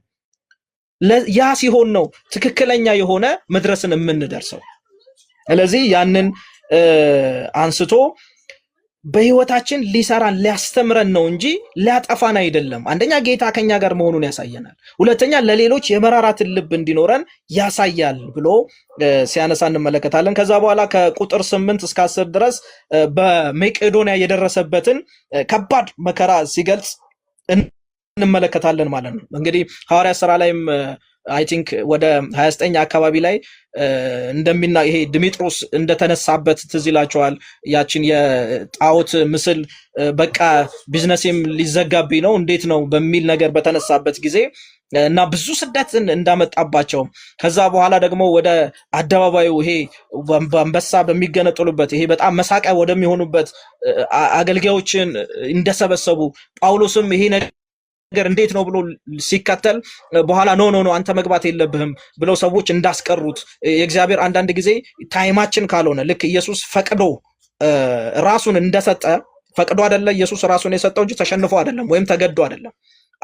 አገልጋዮችም የእግዚአብሔር ሰዎችም ልክ እንደዚህ ነው። ሲፈቅድ ነው ባይዘው የምንነካው። ፈቅዶ ከተነካን ደግሞ ሰምቲንግ ነገር አለ ማለት ነው። ለዚህ ነው ያዕቆብን ሰው አይደለ። ስለዚህ ጴጥሮስን ደግሞ በነጋታው ህዝቡ እንደተደሰተ አሰበ፣ ግን ገና ጌታ አልፈቀደም ነበር። አያችሁ። ስለዚህ ውስጠኛው ስር ነበረ፣ ግን ሲወጣ እንመለከታለን። ለምን? ሲፈቅድ ነው ፋይናል የሆነ ነገር የሚደርስብን እንጂ ዝም ብለን የተተውን አይደለም። ምን ማለት ነው? በቻሌንጅ ውስጥም ሆነን አብረንን ከጌታ ጋር። በነገራችን ላይ የምናመልከው አምላክ ግባ እሳቱን ቼክ አድርገው አያቃጥልህም ብሎ ዳር ሆኖ የሚያይ አምላክ አይደለም ያለ። እሳት ውስጥ በሚንገባበት ጊዜ አብሮ የሚገባ ነው። ሃሌሉያ። አሁን ባለበት ቻሌንጅ ውስጥ አብሮ አለ። አብሎ ቻሌንጅ እየተደረገ ነው እንጂ ዳር ላይ ሆኖ እስኪ ትወጣ ይሆን እስቲ ብሎ ጉብዝናችንን የሚያይ አምላክ አይደለም ያለን። በሱ ጉብዝና ላይ የተሰፋን እንደሆንን እሱም ያውቃል፣ እኛም እናውቃለን። ሃሌሉያ። ለዚህ ነው አብሯቸው ስለነበረ የእሳቱ ሽታ እንኳን ይላል ሽታው እንኳን በላያቸው ላይ አልነበረም ይላል። ሌሎቹን ግን ገና አየር ላይ ነው የላፋቸው ይላል። አያችሁ። ስለዚህ ምንድነው ሲባል ሲያስመልጣቸው እግዚአብሔር እንመለከታለን። መታመኛችን እሱ ብቻ ሆነ ይላል። አንዳንዴ ትዝ ይላችኋል የሆነ አደጋ ሲደርስ ጎርፍ ሊሆን ይችላል ወይ መርከብ የሆነ ነገር ሆኖ ሊሆን ይችላል። ታዳጊዎች በሄሊኮፕተር ይመጡና ገመድ ወደ ታች ያንጠለጥላሉ። ከዛ ያ ከሁኔታው የሚያመጥ ሰው እዛ ገመድ ላይ ይንጠለጠላል እና ያ ሰው ከዚህ ካለበት ነገር ወጥቶ ላይፍ ይቀጥላል አይቀጥልም የሚለውን በዛች ገመድ ላይ ተንጠልጥሎ ነው ተስፋውን የሚጠብቀው። ከዛች ገመድ መንጠልጠል ውጪ ሌላ ነገር የለውም። እና ጳውሎስ ሲናገር ልክ እንደዚህ ገመድ እግዚአብሔር አጠገቤ ነበር ይላል። ሃሌሉያ። የማጽናናት አምላክ፣ የምህረት አምላክ፣ የሚያበረታ አምላክ አብሮኝ ነበረ። ስደቱን ግን ልነግራችሁ አልችልም። ወንጌሉን ተከትሎ ትክክለኛ ትምህርት መሆኑን ተከትሎ ኢየሱስን የሚያሳይ መሆኑን ተከትሎ ቻሌንጁ በርትቷል። ግን ይሄ የምህረት አምላክ ግን አብሮኝ ነበረ፣ የሚያበረታ አምላክ ነበረ ብሎ እምነትን ሲጨምር እንመለከታለን ማለት ነው። ከዛ ከቁጥር 12 እስከ 24 ድረስ የጳውሎስ ታማኝነትና በእግዚአብሔር ደግሞ አዎ መሆኑን ተስፋዎች መፈጸማቸውን ያሳየልናል ማለት ነው። ከቁጥር 12 እስከ 14 ሕሊናው እንዲመሰክርለት ባለሙያዊ ጥበብ ሳይሆን በእግዚአብሔር ጸጋ በቅንነት በቅድስና እንደተመላለሰ ይናገራል ማለት ነው። እንግዲህ የሐዋርያነት ወይም የአገልጋይነት ህይወት በትምህርት ብቻ አይደለም፣ በላይፍ ስታይል አብሮ የተያዘ ነው። ለምን አሁን ወልድ በአብ ፊት ሆኖ ስለኛ እንደሚመሰክር እኛ ደግሞ በዚህ ምድር ላይ ወልድን ወክለን ነው ለዚህ ትውልድ አብን የምናሳየው፣ ስለ ወልድ የምንመሰክረው የምንናገረው። ያ ቲቺንጉ ወንጌል ኃይል እንዳለው፣ ወንጌል እንደሚለውጥ፣ ወንጌል እንደሌላ ሰው እንደሚያደርግ ማሳያ ትራክቱ የኛ ህይወት ነው። በባህሪ በስነ ምግባር በመውጣት በመግባት ያንን ማሳየት አለብን ማለት ነው። ስለዚህ ጳውሎስ የሚነሱትን ነገሮች የተነሱበትን የሐሰተኛ ሐዋርያት የጁዳይዝምን ክስ ያይና እኔ በጣም ሆነስት ሰው ነኝ ይላል። አፖሎጃይዝ ሲያደርግ እንመለከታለን። ዲፌንስ ሲያደርግ እንመለከታለን። ዲፌንስ የሚያደርገው ግን በንግግር ብቻ አይደለም፣ በላይፍ ስታይል ነው። ስለዚህ ለህይወታችን መጠንቀቅ፣ ለኑሮ መጠንቀቅ፣ በመውጣት በመግባት እግዚአብሔርን የመሰለ ህይወት መኖር ግዴታ አስፈላጊ ነው። ለምን? ለወንጌል አለመነቀፍ ምክንያት ማለት ነው። አሁን ሰዎች አልቋል፣ በቃ ጨርሷል እኮ እኛ በጸጋው ነው ድነናል። ሃሌሉያ አሜን ነው አሜን። እዚህ ጋር አይቆምም መጽሐፉ። ኤፌሶን ምዕራፍ 2 ቁጥር 10 ሲናገር እኛ በክርስቶስ ኢየሱስ ሆነን መልካሙን ስራ ለመስራት ተፈጠርን ይላል። አሁን እኛ መልካም የምናደርገው በመልካም የምንወጣው የምንገባው የእግዚአብሔር መንግስት ለመውረስ አይደለም። የእግዚአብሔር መንግስት ግን ወራሽ ስለሆነን ሲጀመር በመንግስቱን የተወለድ ነው። ማንኛውም በክርስቶስ ኢየሱስ አምኖ ዳግም የተወለደ ሰው በእግዚአብሔር መንግስት ውስጥ ህይወት ጀመረ፣ ተወለደ። ከዛ የእግዚአብሔርን መንግስት ወክለን ደግሞ ሌሎች እንዲድኑ በዚህ ምድር ላይ እንመላለሳለን። ስንመላለስ ትምህርታችንና ህይወታችን አብሮ መሄድ አለበትና በቅድስና ነው የተመላለስኩት ይላል። ምንም አይነት ነቀፌታ እንደሌለበት እስከ 14 ድረስ ያለው ይናገራል። ከዛ ከ15 እስከ 17 ድረስ ጳውሎስ በቆሮንቶስ ለመጎብኘት የነበረውን እቅድ መቀየሩን ደግሞ ተቃዋሚዎቹ ቃል የሚያጠፋ ሰው ነው በማለት ስለከሰሱት ለዛ ደግሞ ማብራሪያ ይሰጣል ማለት ነው። ከ18 እስከ 20 አምላክ ታማኝ እንደሆነ ቃሎቹም ደግሞ ውሸት እንዳይደሉ የእግዚአብሔር ተስፋዎች ሁሉ በክርስቶስ አዎ ሆነዋል ብሎ ምላሽ ይሰጣል። ስለዚህ የእግዚአብሔር ተስፋዎች ሁሉ በክርስቶስ ኢየሱስ ሆነዋል፣ ፍጻሜን አግኝተዋል፣ ለእግዚአብሔር ክብር ይሁን የሚል መልእክትን ያመጣል ማለት ነው። እንግዲህ መጽሐፍ ቅዱሳችንን ስናጠና ኢሳይያስ መሲሁ እንደሚመጣ እንደሚገለጥ ሊያድነን እንደሚችል ስለ መሲሁ ትንቢታዊ ነገሮችን ይናገራል። ኢየሱስ ክርስቶስ ከመምጣቱ 700 ምናምን ዓመት በፊት ጀምሮ ማለት ነው። ከዛ በኋላ ደግሞ መካከለኛውን ላይ ደግሞ ስንመጣ ጳውሎስ ያ መሲህ እንደመጣ እሱም ኢየሱስ እንደሆነ ነው ስብከቱ፣ ትምህርቱ፣ መልእክቱ ማለት ነው። እንደገና ዮሐንስ ደግሞ በኋላ ራእይ ላይ እንደገና ይሄው ኪንግ ደግሞ እንደሚመልስ እንደሚመጣ ያኛው ደግሞ ህይወት ደግሞ ምን እንደሚመስል ይናገራል ማለት ነው። ይሄ ታሪካዊ ዳራውን ስናየው ተያያዥነቱን የታሪክ ሰንሰለቱን ስናየው በጣም የሚገርም አይነት ነው። ስለዚህ ምን ይላል ጳውሎስ እዚህ ላይ? ተስፋዎች በሙሉ እኮ በክርስቶስ ኢየሱስ አዎን ሆነዋል፣ ተፈጽመዋል እያለ ያመጣል። አንደኛ እያስተማርኩ ያለው ትምህርት አው አይደለም፣ አው አይደለም፣ መንገራገር ያለበት አይደለም፣ እርግጠኛ ያልሆነ አይደለም፣ በሁለት ሐሳብ የሚያነክስ ትምህርት አይደለም ያለኝ፣ መልእክቱ ያ አይደለም፣ በክርስቶስ ኢየሱስ ፍጻሜን ያገኘ ነው፣ አዎ የሆነን ነው ብሎ ያነሳል ማለት ነው። ልክ አንድ ንጉስ በተጻፈው ደብዳቤ ላይ ወይም በሚሄደው ሰነድ ላይ ያንን የማህተም ወርቁ ላይ ያለውን ማረጋገጫ ከሰጠ ምንም አይነት ነገር እንደማይከለክለው ተፈጻሚ እንደሆነ ይሄ ማንገራገር የሚባል ነገር እንደማያመጣ ማሳያ ነው ማለት ነው። ስለዚህ የእግዚአብሔር ሕያውነት የእግዚአብሔር ማንነት ወይም የእግዚአብሔር ስራ አዎ ነው፣ እሱም ደግሞ በክርስቶስ ኢየሱስ መሆኑን መፈጸሙን ያነሳል ማለት ነው። ከዛ በኋላ ከቁጥር 18 እስከ 20 አምላክ ታማኝ እንደሆነ ሁሉ ቃሎቹም ውሸት አይደሉም፣ እኔም ደግሞ ቃሎቼ የኔም ቃሎች ውሸት አይደሉም።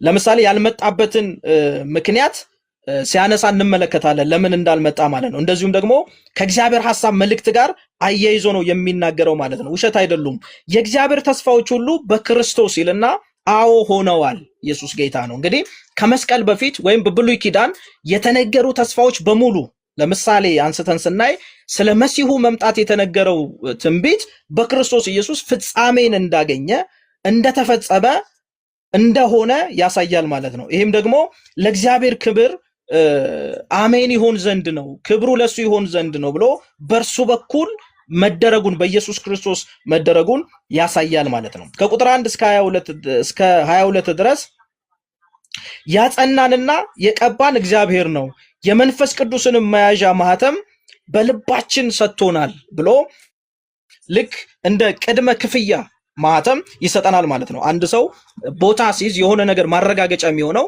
ከሰነድ ማረጋገጫ ሰነድ እንደሚሰጠው ሁሉ መንፈስ ቅዱስም ደግሞ በልባችን የተሰጠን ማረጋገጫችን ነው፣ እሱ መንፈስ ቅዱስ ነው የሚል ክፍያውን ማህተም እንደሆነ በመንፈስ ቅዱስ የተሰጠን ህይወት የሰማዩ ርስታችን በሰማይ ያለን ህይወታችን ተመልሰን ስንሄድ የምናገኘውን ንጉሳችን ጋር ያለውን የህይወት ዘዌ የሚያሳይ ወይም የሚያስረግጥ ማህተም እንደሆነ ይናገራል ማለት ነው። ከዛ እስከ 24 ድረስ 23 እና 24 ጳውሎስ ጉዞውን ማዘግየቱ ቆሮንቶስን ማሰቃየት ፈልጎ ሳይሆን መጥፎ ልማዶቻቸውን አርመው ከባድ ቅጣት እንዳይቀበሉ ለማስቸኮል እንደሆነ የሰጣቸው የርህራሄ ጊዜ እንደሆነ ይናገራል። እዚህ ላይ በጣም ደስ የሚል ነገር ነው የሚያነሳው። እዛ ጋር አሁን ከሳሾቹ ኦልሬዲ በስጋ የሚመላለስ ነው፣ በስሜት የሚመላለስ ሰው ነው። መጣው ብሎ የማይመጣው ደግሞ አንደኛ ይሄ ውጫዊ ነገሩ ስለማይስብ ይሄ ሐዋርያ የሚመስል ነገር ስለሌለው ነው ብለው አንስተውበታል ማለት ነው። እሱ ግን ምን ይላል? ኖ ለዛ ሳይሆን ይሄ እድልን ለመስጠት ከመልካም ነገር አንጻር ነው። ለምሳሌ ብዙዎቻችን ማራናታ ጌታ ሆይና እንላለን። አሁንም የመጨረሻም ፕሮግራማችን በዚህ ላይ የተመሰረተ ነውና ጌታ በደጅ ነው፣ ጌታ ይመጣል እና ሁላችን አማኞች ይሄንን በጉጉት ነው የምንጠብቀው። ጌታ ሆይ የቱ ጋር ደርሰሃል የሚለው ነገር ሁላችንም ጋር አለ። አሜን። ማራናታ ጌታ ይመጣል፣ ኢየሱስ ክርስቶስ ተመልሶ ይመጣል። ግን ጌታ ይዘገያል ደግሞ ወይም አይዘገይምም፣ ይዘገያል። ለምንድን ነው የሚዘገየው ሲባል አሁን ሰደንሊ ቢመጣ ለኛ መጣልን ነው የምንለው፣ መጣብን አንልም።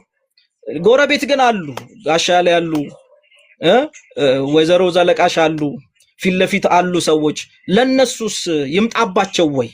ስለዚህ ቶሎ ቶሎ ብለን ለነሱ ወንጌልን እንድንሰብክ ይህንን ሚሽን እንድናደርሳቸው ጌታ ጊዜ ይሰጣል፣ እድል ይሰጣል። አያችሁ፣ አሁን ጌታ አይዘገይም፣ በእርግጥ ይመጣል፣ ቶሎ እንደሚመጣ ተናግሯል። የስ ይመጣል ጌታ። ግን ለምንድን ነው ጊዜ እየሰጠ ያለው? ለምንድን ነው ታይም የሚሰጠው ስንል ሁሉ ወይም ብዙዎች ምን እንዲሉ ይድኑ ዘንድ ነው። ለመልካም ነው እንጂ ለክፉ አይደለም። ስለዚህ ማራናታ ብለን ጌታን የምንጠብቅ ሰዎች ቶሎ እንዲመጣለን ማድረግ ያለብን አንድ ወይ አለ። እሱም ቶሎ ቶሎ ወንጌልን የምስራቹን ለብዙዎች ማድረስና የዳኞችን የሚድኑ ሰዎችን ነገር ማፍጠን ሃሌሉያ። ቁጥራቸውን ቶሎ ቶሎ መጨረስ። ጌታን የሚወድ ሰው፣ ጌታን የሚፈልግ፣ ጌታን የሚጠብቅ ሰው በዚህ ነው የሚታወቀው። ቶሎ እንዲመጣ የሚያደርገውን ነገር ያውቃል። እሱም ደግሞ እድል የሰጠውን ተጠቅሞ ሰዎች እንዲድኑ ማድረግ ነው። ስለዚህ ካላችሁበት ነገር አንጻር ነገሮች እንዳይባባሱ፣ ወደ ሌላ ነገሮች እንዳይሄድ ታይም ለመስጠት የምታሰላስሉበትን ነው እንጂ ለመጥፎ እንዳልሆነ ከተከሰሰበት ነገር አንጻር ተነስቶ ምላሽን ሲሰጥ እንመለከታለን ማለት ነው። እንግዲህ ሰዓታችን በጣም እየሮጠ ስለሆነ ነው እኔም የምሮጠው ማለት ነው። ምዕራፍ 2 ላይ ስንገባ የሐዘን ጉብኝትና የፍቅር መግለጫን እናገኛለን ማለት ነው። ጳውሎስ ዳግመኛ በሐዘን ወደ እነርሱ እንዳልመጣ በልቡ ወስኖ ነበረ። የሚያሳዝነው ሰው ራሱ ጳውሎስን ቢያሳዝነውም ልቡን የሰበረው ደብዳቤ ጻፈው በብዙ እንባ እንጂ ልባቸውን ሊሰብር እንዳልሆነ ይናገራል። እንግዲህ ይሄ ደብዳቤ አላገኘነውም፣ ግን በጣም ተች እንደተደረጉ አይ ቲንክ ያልተገኘውም ይሄ ደብዳቤ ይላሉ አንዳንድ ስኮላሮች፣ አንዳንዶች እንደውም እንኳንም አልተገኘ ይላሉ። ለምን ሲባል የኛንም ልብ ምናልባት ልንሸከመው አንችል ይሆናል የጻፈበትን ወይ የሚል ነገር ያነሳሉ ማለት ነው። ነገር ግን ምን ይላል እሱ? ይህንን የጻፍኩበት እንድትሰበሩ አይደለም፣ ከመውደድ አንጻር ነው፣ ከአባትነት አንጻር ነው፣ እናንተን ከልጅ አንጻር ከማየት አንጻር ነው ብሎ ያነሳል ማለት ነው። እኔ እንደ አባት ነው። አያችሁ፣ አሁን ለዚህ ነው ብዙ ሞግዚቶች አሏቸው አባቶች ግን የላችሁም ይላል። አባት ሲሆን አባት ከጥቅም አንጻር ከሚያገኘው ነገር አንጻር አይደለም ልጆቹን ኬር የሚያደርገው፣ ልጆቹን ከላይፍ ስታይላቸው አንጻር ነገ ከሚደርሱበት ዴስቲኔሽን አንጻር ነው እንጂ እንደ ሞግዚት አይደለም። ሞግዚት ግን እዚህ ጋር ምን አገኘው? ከሞግዚት ከራሱ አንጻር ነው ሁሉን ነገር የሚያደርገው የሚሰራው፣ ከደሞዙ አንጻር ከተለያዩ ነገር አንጻር። ከዛ የሆነ ነገር ሲሆንለት ጥሎ የሚሄድ ነው። ይሄ ግን ሐዋርያ ግን እንደዛ አይደለም ማለት። ይሄ አንዱ እዚህ ጋር የሚያሳየን ነገር የመጣው ቻሌንጅ የመጣው መከራ አይ ብሎ ጥሎ ዘግቶ እንዲሄድ አላደረገውም። ለምን? የአባትነት አይነት ስሜት ስላለው ማለት ነው። ሞግዚት ግን ቢሆን ግን ለደሞዝ ቢሆን ኖሮ ግን የሚሰራው ግን ትቶት ይሄድ ነበረ ማለት ነው። ጥሎት ይሄዳል ወደ ሌላ። እሱ ግን ስለዚህ እንደ አባት ነው። ይሄ እንድትሰበሩ ሳይሆን ከወንጌል እንዳትወጡ ነው። ወንጌል እንዳይደበዝዝ ነው፣ እንዳይሸፈን ነው። የወንጌል ሪቫይቫል እንዲቀጥል ነው። ቆሮንቶስ ብዙ ቻሌንጅ ያለባት ከተማ መሆኗን አይተናል። አንደኛው መልእክት ላይ በብዙ ነገር የተከበበች መሆኑን አይተናል። ስለዚህ ያ እንዳይሸፈን እንዲወጣ የእግዚአብሔር ነገር በግልጽ እንዲሄድ በእውነት እንዲሄድ ከመፈለግ አንጻር ነው ብሎ ሲናገር እናገኛለን። ከ1 እስከ 4 ማለት ነው። ከ5 እስከ 11 ድረስ ደግሞ ወንጀለኛውን ይቅር ማለትና የሰይጣንን ስልት ያነሳል። እዚህ ጋር ሁለት ነገሮችን እናገኛለን። አንደኛ ያ ወንጀለኛው እንደምታውቁት አንደኛ መልእክቱ ላይ ቆሮንቶስ ላይ ከእንጀራ እናቱ ጋር አብሮ ይኖር የነበረውን ሰው ኬዝ እናውቀዋለን። ያንን አንስቶ ድንጋጌዎችን ሰጥቶ ነበረ። ከዛ በኋላ ግን ያ ሰው በንስሐ ሲመለስ እዚህ ጋር ግን እኛ ይቅር የማንለው ከሆነ በተለይ ከ5 እስከ 8 ድረስ በጉባኤ ውስጥ ጥፋት አጥፍቶ የነበረው ሰው አሁን ቅጣቱን በበቂ ሁኔታ አግኝቷል። ስለዚህ አሁን ጉባኤው በፍቅር ይቅር ሊለውና ሊያጽናናው ይገባል ብሎ ሲሞግታቸው እንመለከታለን። እንግዲህ ይሄ በእኛም ዘንድ አሁን ዝም ብለን እንኳን ነገሮችን ስናስብ አንድ በጣም የምንወደው አገልጋይ ሊሆን ይችላል፣ አንድ የምንወደው ሰው ሊሆን ይችላል። ፎሎ እያደረግነው እየተከተልነው እየሰማነው እየተጠቀምንበት እያለ ሰደንሊ የሆነ ታይም ላይ የሆነ ሰው እሱ እኮ እንደዚህ ብሎ ምናምን የሚል ነገር አይምሯችን ውስጥ ቢከት ወዲያው ምን ይፈጠርባቸዋል? እንላለን። ያንን ነገር እንይዘዋለን፣ ውስጣችን ይገባል። ከዛስ ልክ እንደ በፊቱ የዛ ሰውን ነገር መቀበል ይከብደናል። አሁን በጣም ብዙ ሰው የሚቸገረው የሚፈተነው በዚህ ነው። የሆነ ጊዜ ላይ ፌለሪቲ አለ፣ ድካም አለ። የማይደክም ሰው የለም፣ የማይደክም አገልጋይ የለም። ሐዋርያ ጳውሎስን እንኳን ስንመለከት ከድካሜ በስተቀር እኔ አላውቅም፣ እኔ ብርቱ ነኝ የምለው የሱ ጸጋ እስካለ ድረስ ነው። ጸጋው ረድቶኝ ነው አግዞኝ ነው እንጂ በራሴ አይደለም የሚለው። ለዚህ ሰው ይወድቃል፣ ይደክማል፣ ይሳሳታል፣ ግን ተስተካክሎ ይሄዳል። አንዳንድ ጊዜ ብዙዎቻችን ሰው ተስተካክሎ የሚሄድ አይመስለንም። ለዚህ ነው አሁን የअर्ሊ ቸርቾች የቤተክርስቲያን አባቶች अर्ሊ ፋዘሮች የቤተክርስቲያን አባቶች ሰውን ኮሬክት ያደርጋሉ። ልክ ጳውሎስ ቆሮንቶስ ላይ ኮሬክት እንዳደረገ አንድ ሰው ሲስት ኮሬክት ይደረጋል። በጉባኤ መካከል ይቀርብና ንስሐ ይገባል። በቃ ጥፋቴን አውቄያለሁ፣ እንደ እግዚአብሔር ቃል አልተመላለስኩም፣ ይሄ ደግሞ ለሌሎች መሰናከል ስለሚሆን ይቅር በሉኝ ይላል። ከዛ በኋላ የንስሐ ጊዜ ይሰጠዋል። የንስሐ ጊዜ ከተሰጠው በኋላ እኮ ተመለስ አይደለ? ንስሐ ማለት ሲሄድ የነበረበትን ወደ መገናኛ ነበር የሚሄደው። የፒያሳን ታክሲ ያዘ። የፒያሳ መሆኑን ሲያቅ ወረደና የመገናኛን ታክሲ ያዘ። መንገድ መቀየር ነው፣ አቅጣጫ መቀየር ነው፣ አካሄድ መቀየር ነው ንስሐ ማለት።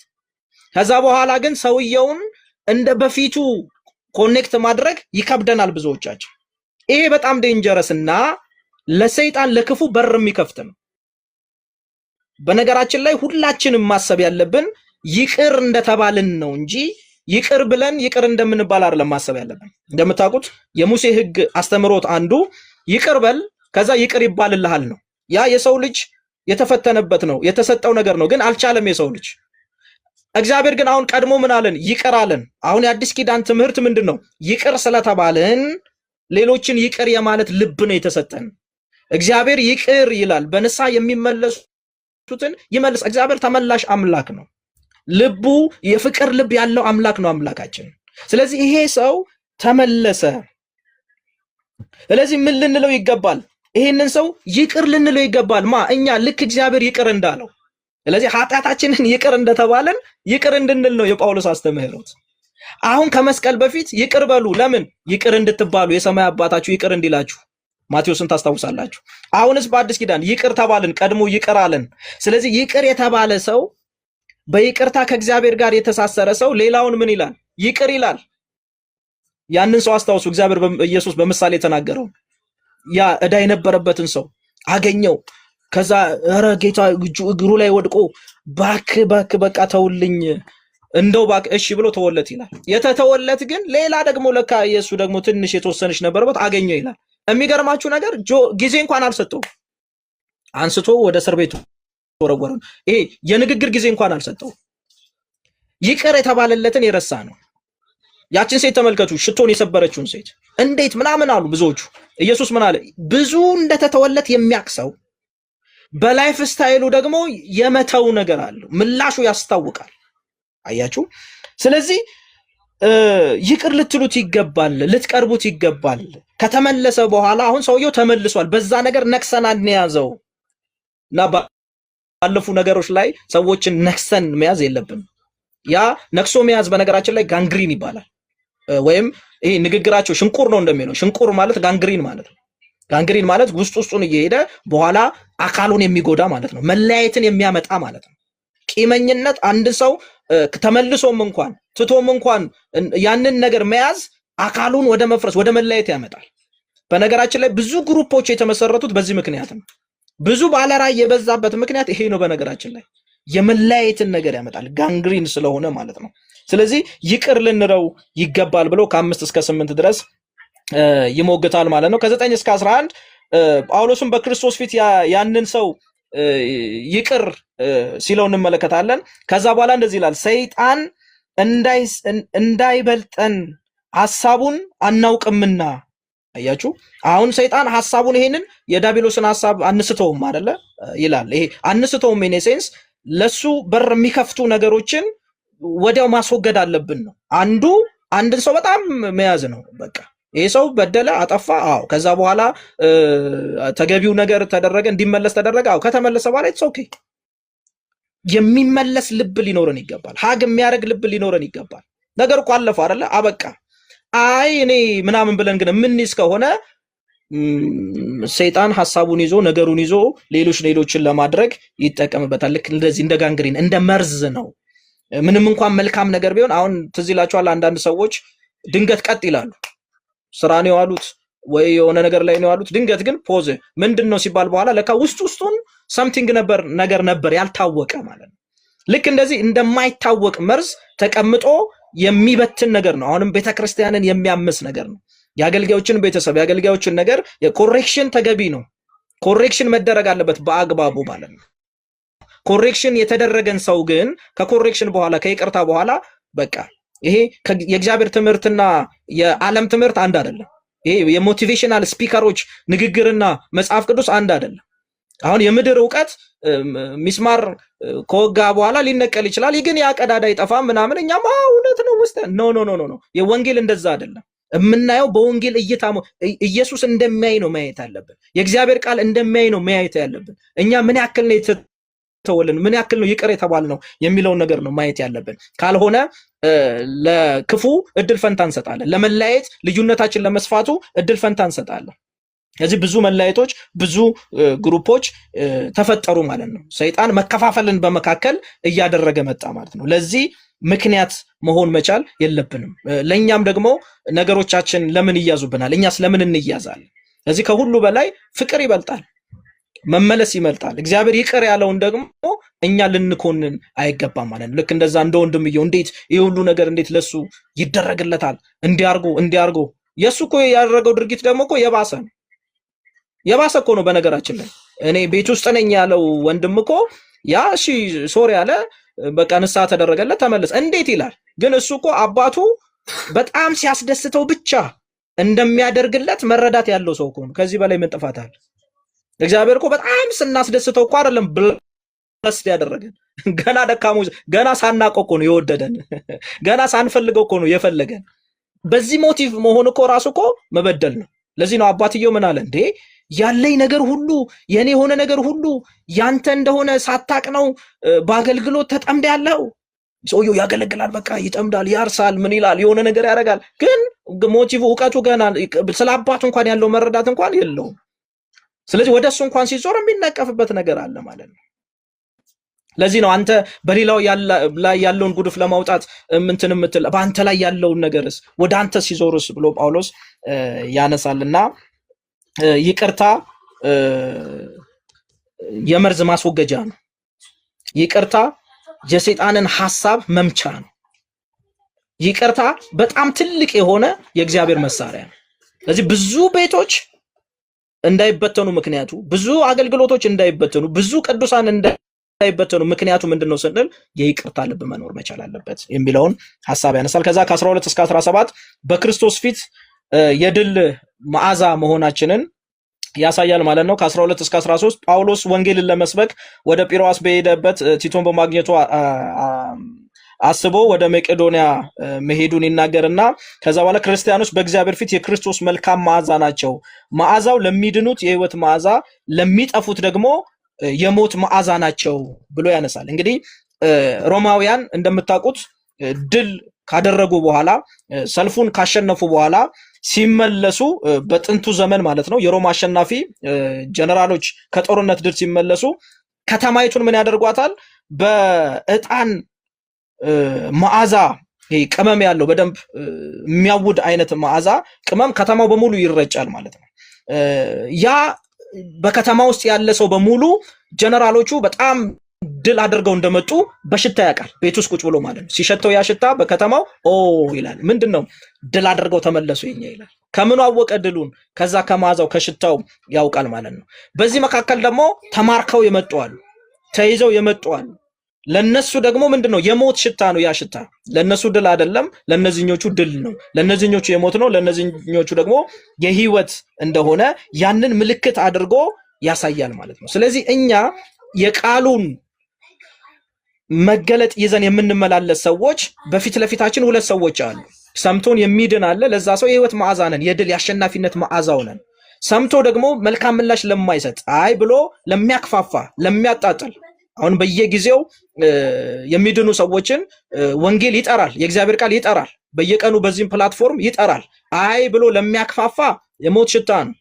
ኦኬ እውነት ነው ብሎ ደግሞ ልቡ ለተነካ ለዚህ ወንጌል ምላሽ ለሚሰጥ ደግሞ የህይወት ሽታ ይሆንለታል ማለት ነው። ስለዚህ ይሄንን አማኝ በሚሄድበት በሚገባበት በሚወጣበት ሁሉ ለሚድኑት የህይወት ሽታ፣ ለሚጠፉት ደግሞ የሞት ሽታ መሆኑን ያነሳል ማለት ነው። ቁጥር 17 ላይ እኛ ቃሉን እንደሚያቀላጥፉ እንደሚድኑበት እንደ ብዙዎች አይደለንም፣ ነገር ግን በቅንነት ከእግዚአብሔር እንደተላክን በክርስቶስ እናገለግላለን ይላል። እንግዲህ የእግዚአብሔርን ቃል ለገዛ ጥቅማቸው የሚሸቅጡ ብዙዎች ናቸው ይላል መጽሐፉ። እንግዲህ ይህን ነው የሚናገረው።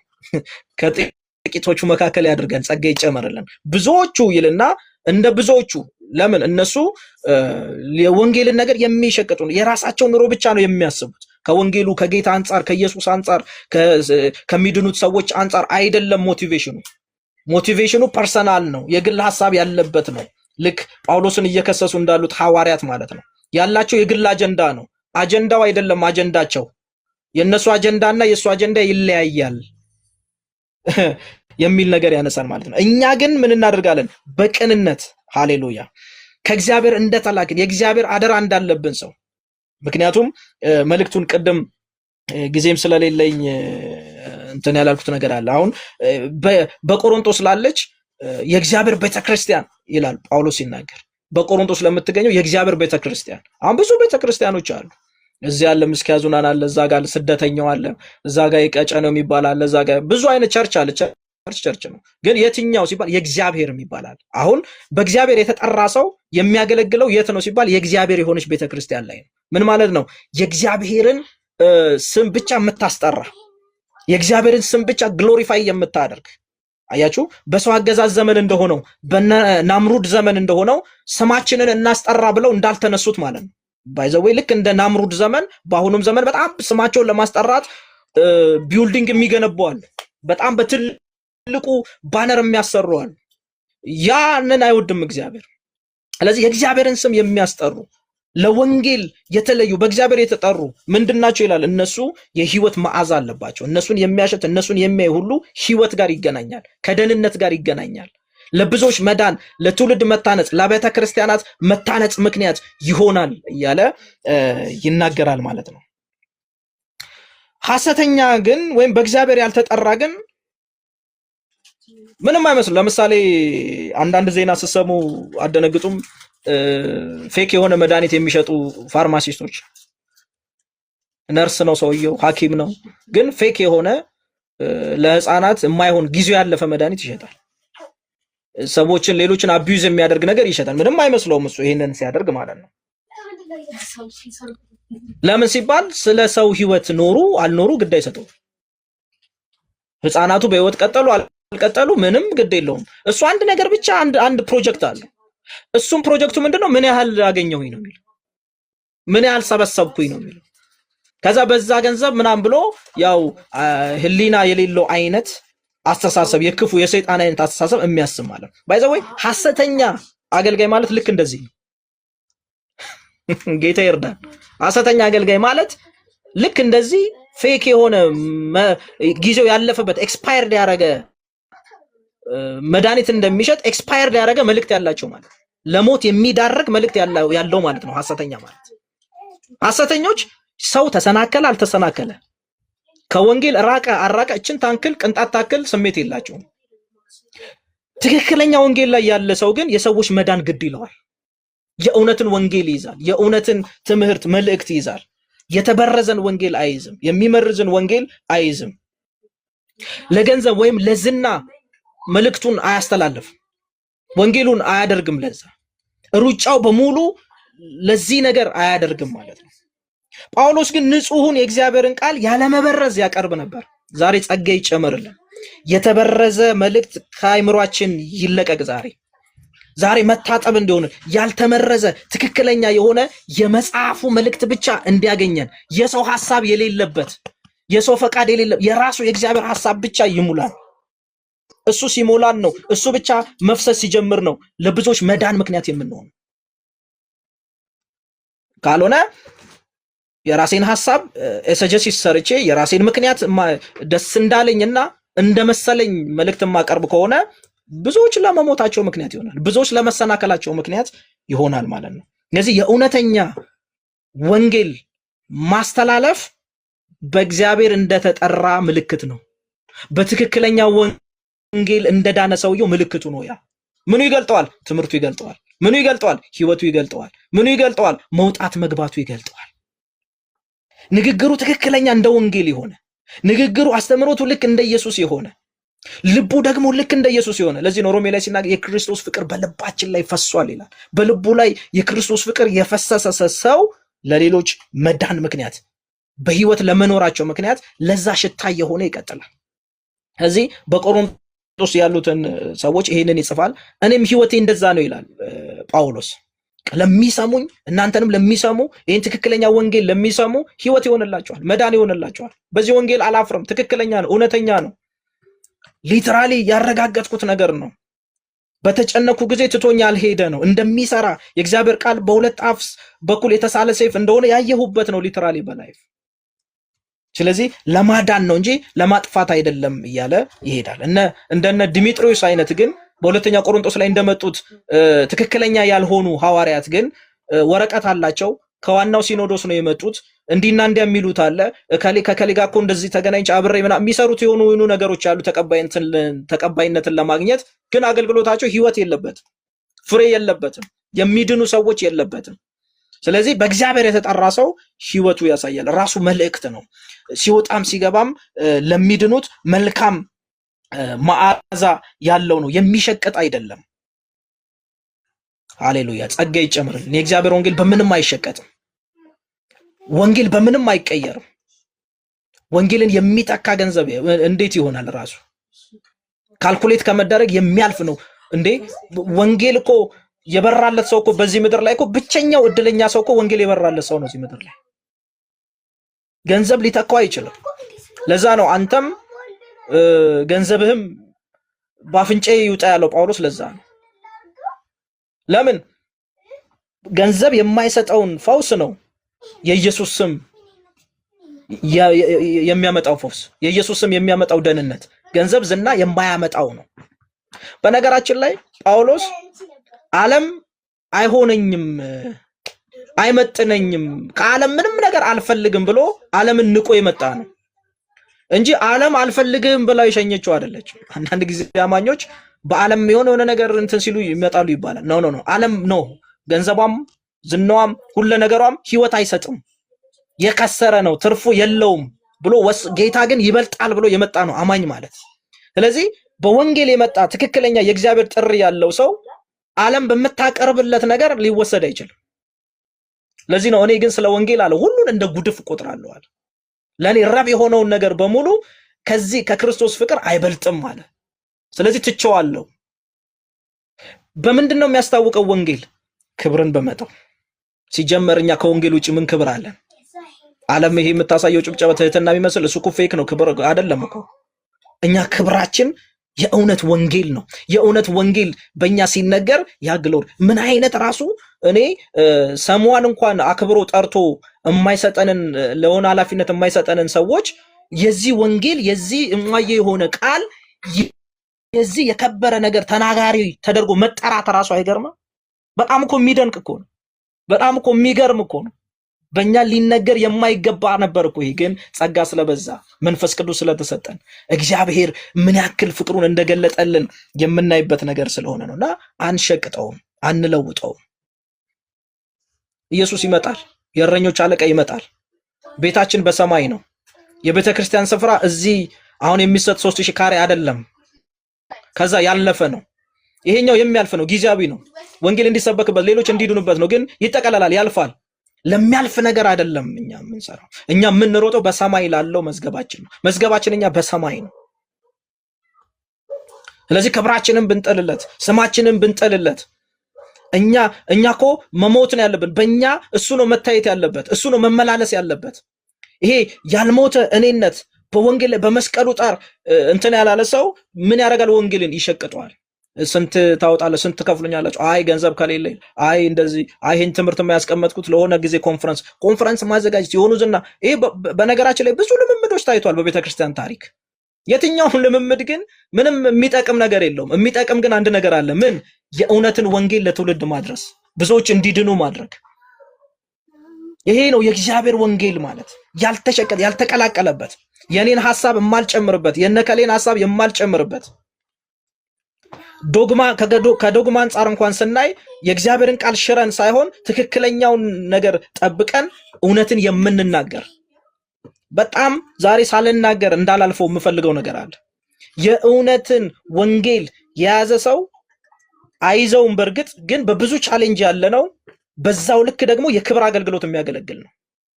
የእውነትን ወንጌል የማይናገር ቻሌንጅ የለውም በህይወቱ በአገልግሎቱ። መከራ የለም ቢልም ቢያስተምርም ትክክል ይሁን። ነገር ግን የወንጌልን የያዘ የእውነትን የእግዚአብሔርን ሐሳብ የያዘ ሰው ግን ዓለም አትቀበለውም። እንካየው ሁሉ ነገር አይደረግለትም። ለምን? ሰዎች ደስ የሚላቸውን ነገር የሚያወራ አይደለም። ዓለም ደስ የሚላትን ነገር የሚያወራ አይደለም። ወንጌል የዓለም ትምህርት ተቃራኒ ነው። ወንጌል የሰዎች ትምህርት ተቃራኒ ነው። ዓለም የሚያቅፍህን የሚስምህን እቀፍ ሳም ነው የምትለው። ወንጌልስ በጥፊ ቢመጣን ሪጀክት የሚያደርገን ምን በለው ውደደው። ታያችሁ። ስለዚህ ይህንን ትምህርት ነው ማስተምረው ይላል ጳውሎስ እና ያልተጨመረበት ያልተቀየጠ ወንጌል ብሎ ያነሳል ማለት ነው። ስለዚህ በዚሁ ፍጥነት ወደ ምዕራፍ 3 እንሄዳለን። ምዕራፍ 3 በልብ ላይ ስለተጻፈ ደብዳቤ ያነሳል ማለት ነው።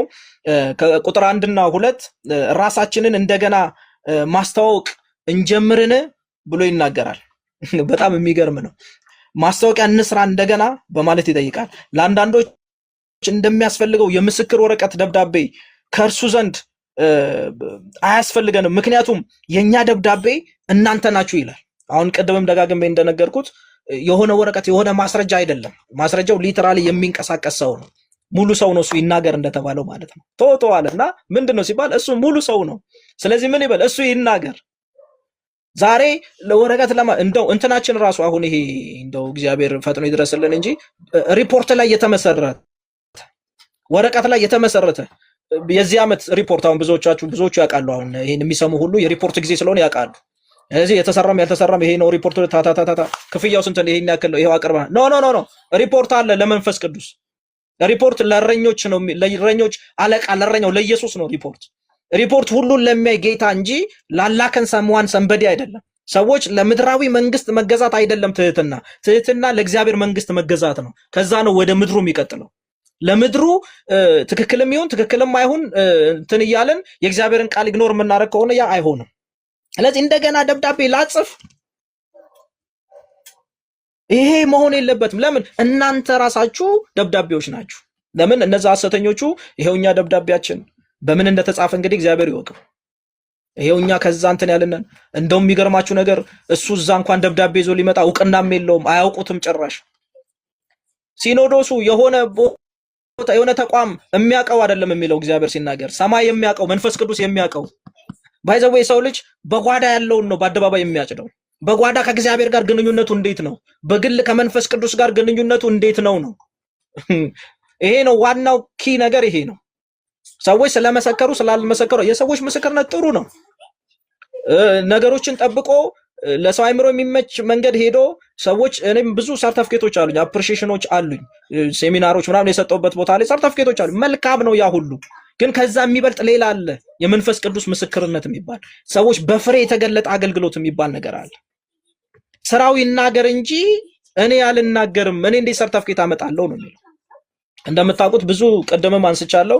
የማይሆን መርፌ ወቅቶ ያለ እውቀት የማይሆን መድኃኒት ሰጥቶ ብዙዎችን የሚያኮላሸው እኮ ሰርተፍኬት ያለው ሐኪም ግን ትክክለኛ የሆነ እውቀት ግን የሌለው፣ ትክክለኛ የሆነ ሌሰን ግን የሌለው፣ ትክክለኛ የሆነ የላይፍ ስታይል በላይፍ ስታይሉ አንደኛ በቲዮሪ ሁለተኛ ደግሞ በሊተራሊ ፕራክቲካሊ ተምሮ ያልመጣ ማለት ነው። ለዛ ብቁ ያልሆነ ግን ከሆነ ቦታ ወረቀት ሰርቶ ወይም አሰርቶ ከሆነ ዩኒቨርሲቲ ይዞ መጥቶ ግን የተቀመጠ ግን ሰዎችን ህይወት የሚያኮላሽ ማለት ነው። እዛ ላይ ብቻ አይደለም የምንመሰረተው አለ። ስለዚህ ምላሹን ሲሰጥ ምን ይላል? በልብ ላይ የተጻፈ ደብዳቤ ነው የኔ ሊተራል ላይፍ ያለውን የሚናገር። ይሄ ከህግና ከጸጋ አገልግሎት ጋር አንድ ላይ ያይዞም የሚሄድ ነገር ነው። ምክንያቱም ህጉ የተጻፈው በጽላት ላይ ነው ይላል። በተለይ 10ቱ ትእዛዛት ያው ህጉን የሙሴን ህግ ስናስብ የሙሴ ህግ በሶስት ነው የሚከፈለው። የትእዛዙ አለ፣ የቤተ መቅደስ ስርዓት አለ፣ እንደገና ደግሞ የፍትሐ ብሔር ደግሞ የማህበረሰባዊ ደግሞ ግንኙነት አለ። ወደ 613 ናቸው ህጎቹ ማለት ነው። ስለዚህ በተለይ ደግሞ 10ቱን ደግሞ በድንጋይ ላይ ተቀርጾ የተሰጡ እንደሆነ ይታያል። ያንን ያ እንዳልሆነ ይናገረና የኛ ደብዳቤዎች እኮ እናንተ ናችሁ። እኔ እኮ ለሌሎቹ ሐዋርያ ባልሆን ለእናንተ ሐዋርያ ነኝ። ለሌሎቹ አስተማሪ ባልሆን ለእናንተ አስተማሪ ነኝ። ሌሎቹ አናውቀውም ቢሉ እናንተ ግን ታውቁኛላችሁ። ህሊና የሚፈርድበት አይነት መተዋወቅ፣ ሊተራሊ ያያችሁት አይነት መተዋወቅ ስላለ። ስለዚህ ከዚህ ምን እንማራለን? ወረቀት፣ ሰነድ፣ ፒኤችዲ እንትን ከንትን ምናምን የሚለው መጠመድ መልካም ሊሆን ይችላል፣ ጥሩ ሊሆን ይችላል፣ ግን አይጠቅምም። አንዳንድ ሰዎች ታውቃላችሁ፣ አሁን በተለይ በአሁኑ ጊዜ በጣም በዝቷል። ዶክ በዝቷል። ዶክ ግን አንድ ቀን ብዙዎች ባሉበት እስኪ ዶክ ቁምና ዝጋ የሆነ ነገር በር ሲባል ወይኔ ዶኩ በቀረብኝ የሚልበት ታይም ይመጣል። ዶክ ተብሎ እንደ ዶክ ሆኖ መናገር ያስፈልጋል። አያችሁ፣ የሚፈተንበት ጊዜ ይመጣል። እስኪ ዶክተር ዛሬ የሆነ ነገር ይሉናል ተብሎ የማይመጥን ነገር ከሌለ እንዴት ይሆናል? አንድ ሰው ነበር እዚህ 6 ኪሎ ዩኒቨርሲቲ እዚህ ጎረቤታችን በኢንጂነሪንግም በዶክተሪንግም እንደዚህ ነኝ ብሎ የሆነ ጊዜ ሸዋሸዋ ነገር ሰርቶ ነበር ይባላል እና የሕክምና ተማሪዎች አገኙታ በኋላ ከዛ እንደዚህ ብላ አንድ ተማሪ ስጠይቀው ከየት ያምጣው መጽሐፉም ምንድነው ቄሱም ምንድነው የሚባል ነገር አለ። ዝም እንዴት ዝም አለ? ይህ ጥያቄ እንዴት ያልፋል? እሱ በሆነ ነገር ለማለፍ ሞከረ። እዛ እንዴት ይሆናል ተብሎ ቼክ ሲደረግ ለካ ከኢንጂነሪንጉም የለም ከዶክትሬቱም የለም ወረቀቱ እንዴት እንደተሰራ እንግዲህ አይታወቅም። ብዙ ነገር ያ የወረቀታ ጉዳይ አይደለም። የሆነ ከሆነ ቦታ እንትን ስላለ አይደለም። ሊትራሊ ላይፍ ስታይል ያለው ንግግሩ የሚያስታውቅ መግባት መውጣቱ የሚያስታውቅ ታንጀብል የሆነ ህይወት ነው። ወንጌል ማለት በህይወት የሚገለጥ በእኛ ሊትራሊ የሚመላለስ ወክ የሚያደርግ ማለት ነው። ሃሌሉያ። እዚህ ቃል ላይ የተጻፈው ባይዘወይ የተጻፈው ቃል ይባላል። ስለዚህ ይሄ የእግዚአብሔር ቃል ነው። ግን ምን ያለው ሪትን የሆነ የተጻፈው ቃል ነው። አካላዊ ቃል ደግሞ አለ። እሱም ደግሞ ኢየሱስ ክርስቶስ ነው። ቃል ስጋ ሆነ ዮሐንስ እንደሚናገር። ከዛ ደግሞ ቤተክርስቲያን አማኞች ደግሞ የተጻፈው ቃል ሊትራሊ የሚታይብን ደግሞ አለን። ይሄ ቃል የሚናገርለት ማንነት ወክ የሚያደርግበት ማለት ነው። እዚህ ክፍለ ከተማ ነው የምሰራው፣ የሆነ ቦታ ነው የምሰራው፣ ወይ ሱቁ እንደዚህ ነው፣ አቤት ነው፣ አቤት የሰው ነገር እንትና ይል ደንቦ ፍጥነቱ ግን ምንድነው ሲባል በጌታ ነው ይባላል። አየህ። ስለዚህ ጌታ ወክ ያደርጋል። በአንተ በኩል የተጻፈው ቃል ወክ ያደርጋል። በስራህ ወንጌል ይናገራል፣ ይመሰክራል ኢየሱስን። ግን እዛ የሆነ ነገር ከሆነ ከሚናገረው ቃል ጋር ክላሽ ካደረገ የሰዎች ህይወት ይሰናከላል። ስለዚህ ሰዎች እንዳይድኑ ምክንያት ለምን እንሆናለን ነው መጽሐፉ የሚናገር። ስለዚህ እናንተ ደብዳቤዎች ናችሁ። ስለዚህ በፍሬ ነው መገለጥ ያለብን። በተለይ ይህን የምትሰሙ በተለይ በታይትል በፉል ታይም ያላችሁ ሰዎች እዚህ ላይ በጣም ጥናት ማድረግ ያስፈልጋቸዋል። በጣም ነገሮችን ማሰላሰል ያስፈልጋል። ፍሬ የት አለ? ሁኔታ የት አለ? አሁን ሪፖርት ካስገባን በኋላ እንደ ሪፖርት ነው ወይ ሁኔታው ተብሎ ኮንተንት ሲባል እኮ ማፈርም አለ። ለዚህ ነው ጳውሎስ ለጢሞቴዎስ የማያሳፍር ሰራተኛ ሆነ ራስን ለማቅረብ ትጋ ይለዋል። መጽሐፍን በደንብ አጥና፣ ተግታ ተማር፣ ተግታ አስተምር፣ ለማስተማር ብቁ ሁን፣ ፍሬ ለማፍራት ብቁ ሁን። ሃሌሉያ። የእግዚአብሔርን ነገር ለመግለጥ ያን ጊዜ ሰዎች አያስቆሙም፣ ሐሰተኞች አያስቆሙም። የሆነ ሲስተም ስለመጣ አያስቆምም። ያንን እያለፍክ ትሄዳለህ። ብቻ እውነት ከማን ጋር ይሁን? ካንተ ጋር ይሁን። እውነት ብቻ ካንቺ ጋር ይሁን። ለዚህ እናንተ ደብዳቤዎቼ ናችሁ። ይህ ደብዳቤ በሕያው የእግዚአብሔር መንፈስ እንጂ በቀለም አይደለም፣ በድንጋይ ጽላት ላይ ሳይሆን በስጋ የልብ ጽላት ላይ በሰዎች ሁሉ የሚታወቅና የሚነበብ ነው ይላል። ስለዚህ ጸጋውም ልክ እንደዛ ነው። በውስጣችን ነው የፈሰሰው፣ በልባችን ነው የፈሰሰው። እውነትና ጸጋ በክርስቶስ ኢየሱስ ሆነ ይላል። የሙሴ ሕግ ግን በሙሴ ተሰጥቶ ነበር እንደሚል ማለት ነው። ስለዚህ በድንጋይ ላይ የተቀረጸ ማስታወሻና በልብ ውስጥ የሰፈረ ፍቅር ደግሞ ሁለቱ ለየግል ነው ማለት ነው። ስለዚህ በድንጋይ ላይ የተጻፈው በውጪ ነው። አንደኛ ውጪ ነው ያለው፣ ውጪ የሚቀመጥ ነው። ውጫዊ ነገር ላይ ፎከስ የሚያደርግ ነው። ለዛ ነው አሁን የጳውሎስ ከሳሾች ውጫዊ ነገር ላይ ነው ፎከስ የሚያደርጉት። በውጫዊ ነገር ነው። ደብዳቤ ውጫዊ ነው። እንደገና ስናየው ይስባል አይስብም፣ ቁመቱ ረጅም ነው አጭር ነው፣ ሰዎች አትራክት የማያደርግ ነገር የሆነ ነገር አንዳንድ ስኮላሮች የሚላሉ የሆነ የጤና እክል አለበት የማይስብ ነገር የሚሉ አሉ። ያ ነገር ስላለው ከውጫዊ ነገር አንጻር ነው። እናንተ ግን ይላል የሚታይ የውስጥ ምስክርነት ያለው ሕያው የሆነ መጽሐፍ የሚመላለስ የሚንቀሳቀስ እንደሆነ ይናገራል ማለት ነው። ከዛ ከቁጥር 4 እስከ 11 በመንፈስና በፊደል መካከል ያለውን ልዩነት ደግሞ ያመጣል ማለት ነው። እንግዲህ በውጭ የተጻፈ እና በመንፈስ ሲሆን ማለት ነው። እንግዲህ ኢየሱስም ሲናገር በዮሐንስ ወንጌል ላይ እኔ የተናገርኩት ቃል ሕይወትም ነው መንፈስም ነው ብሎ ያነሳልና ይህን የመሰለ ትልቅ እምነትና ብቃት በእግዚአብሔር በኩል እንጂ በራሳችን አቅም አይደለም የሚለውን ካነሳ በኋላ ቁጥር 6 ላይ ፊደል ይገላል፣ መንፈስ ግን ሕይወትን ይሰጣል ይላል። ፊደል ይገላል፣ መንፈስ ግን ሕይወትን ይሰጣል።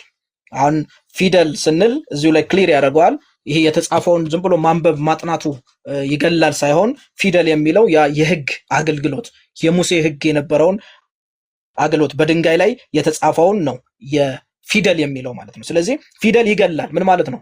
ሕጉ የሙሴ ሕግ አገልግሎት የሞት አገልግሎት ነው ብሎ ያነሳል ማለት ነው። የሞት አገልግሎት የሚሆነው ደግሞ ከኦሪት ሕግ በተቃራኒ ደግሞ የመንፈስ አገልግሎትን ደግሞ የሚሰጠው ደግሞ የጸጋ አገልግሎት ወይም በልባችን ላይ የተጻፈው ግን ይሄ በክርስቶስ ኢየሱስ በልባችን ላይ የፈሰሰው ያ ፍቅሩ ግን ምን ያደርጋል?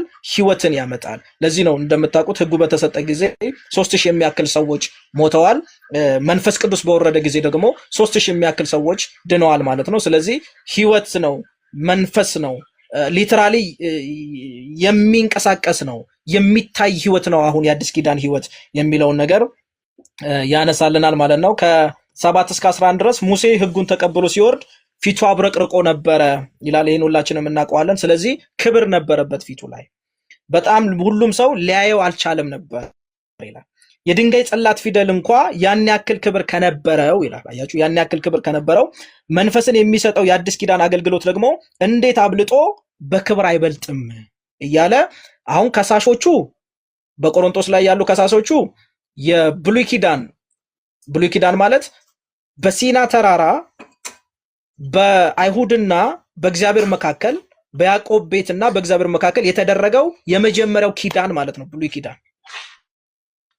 ለዚህ ነው መጽሐፋችን በሁለት ዋና ዋና ኪዳን ተከፍሏል፣ ብሉይና አዲስ ኪዳን። ብሉይ ኪዳን ብሎ በተከፈለልን ውስጥ ስንገባ ግን ከብሉይ ኪዳን በፊት ያሉ ዘመናት አሉ ማለት ነው። የብሉይ ኪዳን ዘመን ግን የትኛው ነው? ሕጉ የተሰጠበት ከሲና ተራራ ጀምሮ እስከ ጎልጎታ ድረስ ያለው የሙሴ ሕግ ዘመን ይባላል። ወይም ብሉይ ኪዳን የመጀመሪያው ኪዳን የመጀመሪያው ስምምነት ይባላል ማለት ነው። ያንን ነው የፊደል አገልግሎት የሚለው። ስለዚህ እነዚህ ከሳሾች የፊደልን አገልግሎት አነብንበው በቃ ያውቃሉ፣ በቃላቸው ይዙታል፣ ሊኖሩበት አይፈልጉም። እንደውም ወደ ይሁዲነት የገቡ ናቸው እንጂ ይሁዲኖችም አይደሉም የሚባልም ነገሮችን ያነሳል። ስለዚህ ያንን የሆነ አገልግሎት ነው የሚያስተምሩት። እኛ ግን እኮ እንደዛ አይደለንም ብለው አንደኛ አሁን ዋናው ታርጌታቸው ዋና ታርጌቱ የክፉ ከነሱ ጀርባ ክፉ አለ። ዋናው ከስጋ ለባሽ ጀርባ ነው። ይሄ መጋደላችን ከደምና ከስጋ ጋር አይደለም አይደለ? ከነሱ ጀርባ ካለ ጋር እንጂ ከጀርባ ዋና ስፒሪቱ አሰራሩ ምንድነው? እውነት የሚመስል የጌታ ነገር በሚመስል መንገድ አድርጎ በጳውሎስ አማካኝነት የሚገለጠውን የጸጋ ወይም የአዲስ ኪዳን መገለጥ ኢየሱስ ክርስቶስ ይዞት የመጣውን ያንን ደህንነት አቢዩዝ ማድረግ ነው፣ መሸፈን ነው፣ ሰዎች ጋር እንዳይደርስ ነው ታርጌቱ። ግን ሲሰራ ምን ሆኖ ነው የሚሰራው? በጌታ የሆነ መስሎ ነው የሚሰራው። ትሁት የሆነ መስሎ ነው የሚሰራው። ለእግዚአብሔር የቀና መስሎ ነው የሚሰራው። በነገራችን ላይ ቀና የሆነ ልብ፣ ይሄ በእግዚአብሔር ቅናት ውስጥ መሆን ከእውቀት ውጪ ከሆነ አደገኛ ነው፣ ያጠፋል እንጂ አያለማም። ከእውቀት ነፃ የሆነ ቅናት ያጠፋል። ከእውቀት ጋር የሆነ ቅናት ግን ያለማል። ስለዚህ አለማወቅ ጨለማ ነው። ለማወቅ አለመፈለግ ደግሞ ድቅድቅ ጨለማ ነው። ስለዚህ የጳውሎስን እውቀት እንዳያገኙ፣ ወንጌሉን እንዳያገኙ፣ ትምህርቱን እንዳያገኙ፣ በኢየሱስ የመጣውን የተሰራውን ስራ ያለቀውን ነገር እንዳይቀበሉ ነው እዛ ጋር እየተሰራ ያለው ስራ እየሄደ ያለው የመጀመሪያውን ኪዳን ፊደል የሆነውን አገልግሎት እየተጠቀሙ ማለት። ስለዚህ ጳውሎስ ምላሽ ሲሰጥ ምንድነው? ቅድም መግቢያው ላይ እንዳየነው የሁለተኛ ቆሮንቶስ መጽሐፍ ዓላማው ለእነዚህ ሰዎች በመጣው መጠይቅ ላይ ወይም ክስ ላይ ምላሽን መስጠት ነው። ዲፌንስ ማድረግ ነው። አፖሎጃይዝ ማድረግ ነው። አፖሎጀቲክስ ማድረግ ነው። እንግዲህ ጳውሎስ ራሱን ብቻ አይደለም ዲፌንስ ያደረገው የሚሰብክለትን ወንጌል ነው። አቃቤ እምነትን ነው ያቀረበው። እምነቱን ያመነበትን እምነት ነው በትክክል ባይዘወይ ሰው ላመነው እምነት እርግጠኛ እንዲሆን የእግዚአብሔርን ቃል በሙላት ማወቅ አለበት፣ በመረዳት ማወቅ አለበት። ያኔ ነው ለሚመጡ ነገሮች አሁንም በእኛ ዘመን ትውልዱ በጣም ክብር በሌለው ቃል መጽሐፍ ቅዱሳችን ይብጠለጠላል፣ ኢየሱስ ይብጠለጠላል። ወዴት ነው የት ነው? ይሄንን ትውልድ ግራ የሚያጋባ በጣም ብዙ ልክ እንደዚህ እንደ ጳውሎስ ከሳሽ አይነት የሐሰተኛ አይነት ሰዎች አሉ አሁን ምድራችን ላይ። ያን ጊዜ ቤተክርስቲያን ወይም አማኝ በሩን ገርበብ አይደለም ማድረግ ያለበት፣ በደንብ መክፈት አለበት። ማን ነው ይሄንን ያለው ማለት አለበት። ማን ነው ይሄ መጽሐፍ ተበርዟል ያለው? ማን ነው ይሄ መጽሐፍ ፊክሽን ነው፣ ተረት ነው፣ የሆነ ሰው ድንገት የተጻፈ ነው፣ የሆነ ሰው ይሄ ጤነኛ ያልሆነው ሉተር የጻፈው ነው፣ ማን ነው ከሉተር ነው የጀመረው ይሄ መጽሐፍ የሉተር ነው ብሎ የሚያወራው ማን ነው ብሎ አፖሎጃይዝ የሚያደርግ ስፒሪት ያስፈልጋል፣ መንፈስ ያስፈልጋል፣ የመጽሐፍ ቅዱስ ዕውቀት ያስፈልጋል። ለዚህ ነው የመጀመሪያው ትምህርት ምንድን ነው አለ? የፊደል ነው። በዛ አይደለም የምንመላለሰው እኛ። አሁን የአዲሱ ኪዳን የጸጋ ወንጌል ኢየሱስ ክርስቶስ ሰርቶ በጨረሰው ነገር ላይ የተመሰረተ አገልግሎት ነው ያለን። እነ ጴጥሮስ ቀኝ እጃቸውን የሰጡበት፣ እነ ያዕቆብ ቀኝ እጃቸውን የሰጡበት፣ እነ ዮሐንስ የተስማሙበት 2 እና 3 ሳምንታት አብረን ካሳለፍን በኋላ በዚህ ትምህርት የተማመንበት የቤተክርስቲያን የአንጾኪያ የመጀመሪያ ቤተክርስቲያን ሲኖዶስ እነ ያዕቆብ የተስማሙበትን ቀኝ እጃቸውን የሰጡበትን ወንጌል ነው የምንሰብከው። የአዲሱ ኪዳን ሰባኪዎች ነን። በድንጋይ ላይ ጽላት ፊደል ሳይሆን የምንሰብከው የጸጋውን ነው እያለ ያነሳል ማለት ነው። ስለዚህ ፊቱን አብረቅርቆ ነበር፣ የሚጠፋው በክብር ከነበር ይላል። እንግዲህ የሙሴ ሕግ አገልግሎት ፍጻሜን አግኝቷል። አሁን ዘመኑ አይደለም ማለት ነው።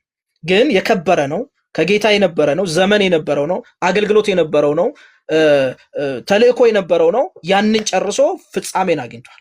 ኢትስ ፊኒሽድ ብሎ ጮኸ። ኢየሱስ ክርስቶስ መስቀል ላይ ሆኖ ተፈጸመ አለ። ዛሬ በጣም ያሳዝነኛል። ብዙ ሰዎች ተፈጸመን የሚያነሱት ለቤት ኪራይ ነው። ተፈጸመን የሚያገኙት መኪና ሲገዙ ነው። ተፈጸመን የሚያነሱት ሲያገቡ ነው። ኖ ተፈጸመ። የመጀመሪያው የሞት አገልግሎት የነበረው ብዙ ያስጨንቅ የነበረው ከብዶን እኛና አባቶቻችን ሊሸከሙት ያልቻሉት ቀንበር የነበረው ነው የሚለው ጴጥሮስ ሲናገር። ቀንበር ያንን ፈጸመው ኢየሱስ። ሃሌሉያ። ተፈጸመ ማለት የምስራች ማለት ነው። አሁን በጸጋ ሆኗል። ሸክም ተንገባሏል። ያ ይከሰን የነበረ ያ ይኮንነን የነበረ የሕግ አገልግሎት ፍጻሜን አገኘ ማለት ነው። ምክንያቱም 99.9 አግኝተህ ሕጉ ዋው ወንደርፉል አይልም። እንደው ምን አይነት ማትረባ ሰው ነህ፣ መቼ ነው ሰው የምትሆነው ነው ብሎ ነው የሚወቅሰው የሕጉ አገልግሎት እንደው መቼ ነው ብሎ። ስለዚህ ጳውሎስን የሚወቅሱትን ሰዎች በቆሮንቶስ ያሉትንም ሰዎች ሕግ ያስፈልጋል፣ ጭማሪ ትምህርት ያስፈልጋል፣ ጸጋ ሲደመር መገረዝ ነው የሚሉትን ሰዎች ኖ ይሄ አብቅቷል። በክብር ነበር አልፏል። ግን ያ በክብር ከነበረ አሁን ደግሞ መንፈስ የሚሰጠው የአዲስ ኪዳን አገልግሎት ደግሞ እንዴት አብልጠው በክብር አይበልጥ ይላል። ምክንያቱም የሕጉ አገልግሎት በል ሞክር እግዚአብሔር ሰው እስቲ ሞክር ነበር የሚለው። አሁንስ ጸጋ መጣ፣ አብሮ ሰርቶ ድሉን ለኛ የሚሰጥ መጣ፣ የሚያስችል መጣ። አሁን አየህ እንዴት ይሄማ እንዴት አይበልጥም ማለት ይህንን እንዴት ነው የምታወዳድሩት? እንዴትስ ነው አብሮ እንደሄድ የምታደርጉት ብሎ እንዴት አይበልጥም ብሎ ሲሞግት እንመለከታለን። ከዛ በኋላ ከ12 እስከ 18 ድረስ የመጋረጃውን መወገድና የመንፈስን ነፃነት ያወራል። ስለዚህ ሲመጣ ሙሴ ፊቱን ሸፈነ፣ ማየት አልቻሉ ማለት ሸፍንልን ፊትን፣ እኛ ከአንተ ጋር መታየት አንችልም። እንግዲህ አስበው የሙሴን ፊት ማለት ነው።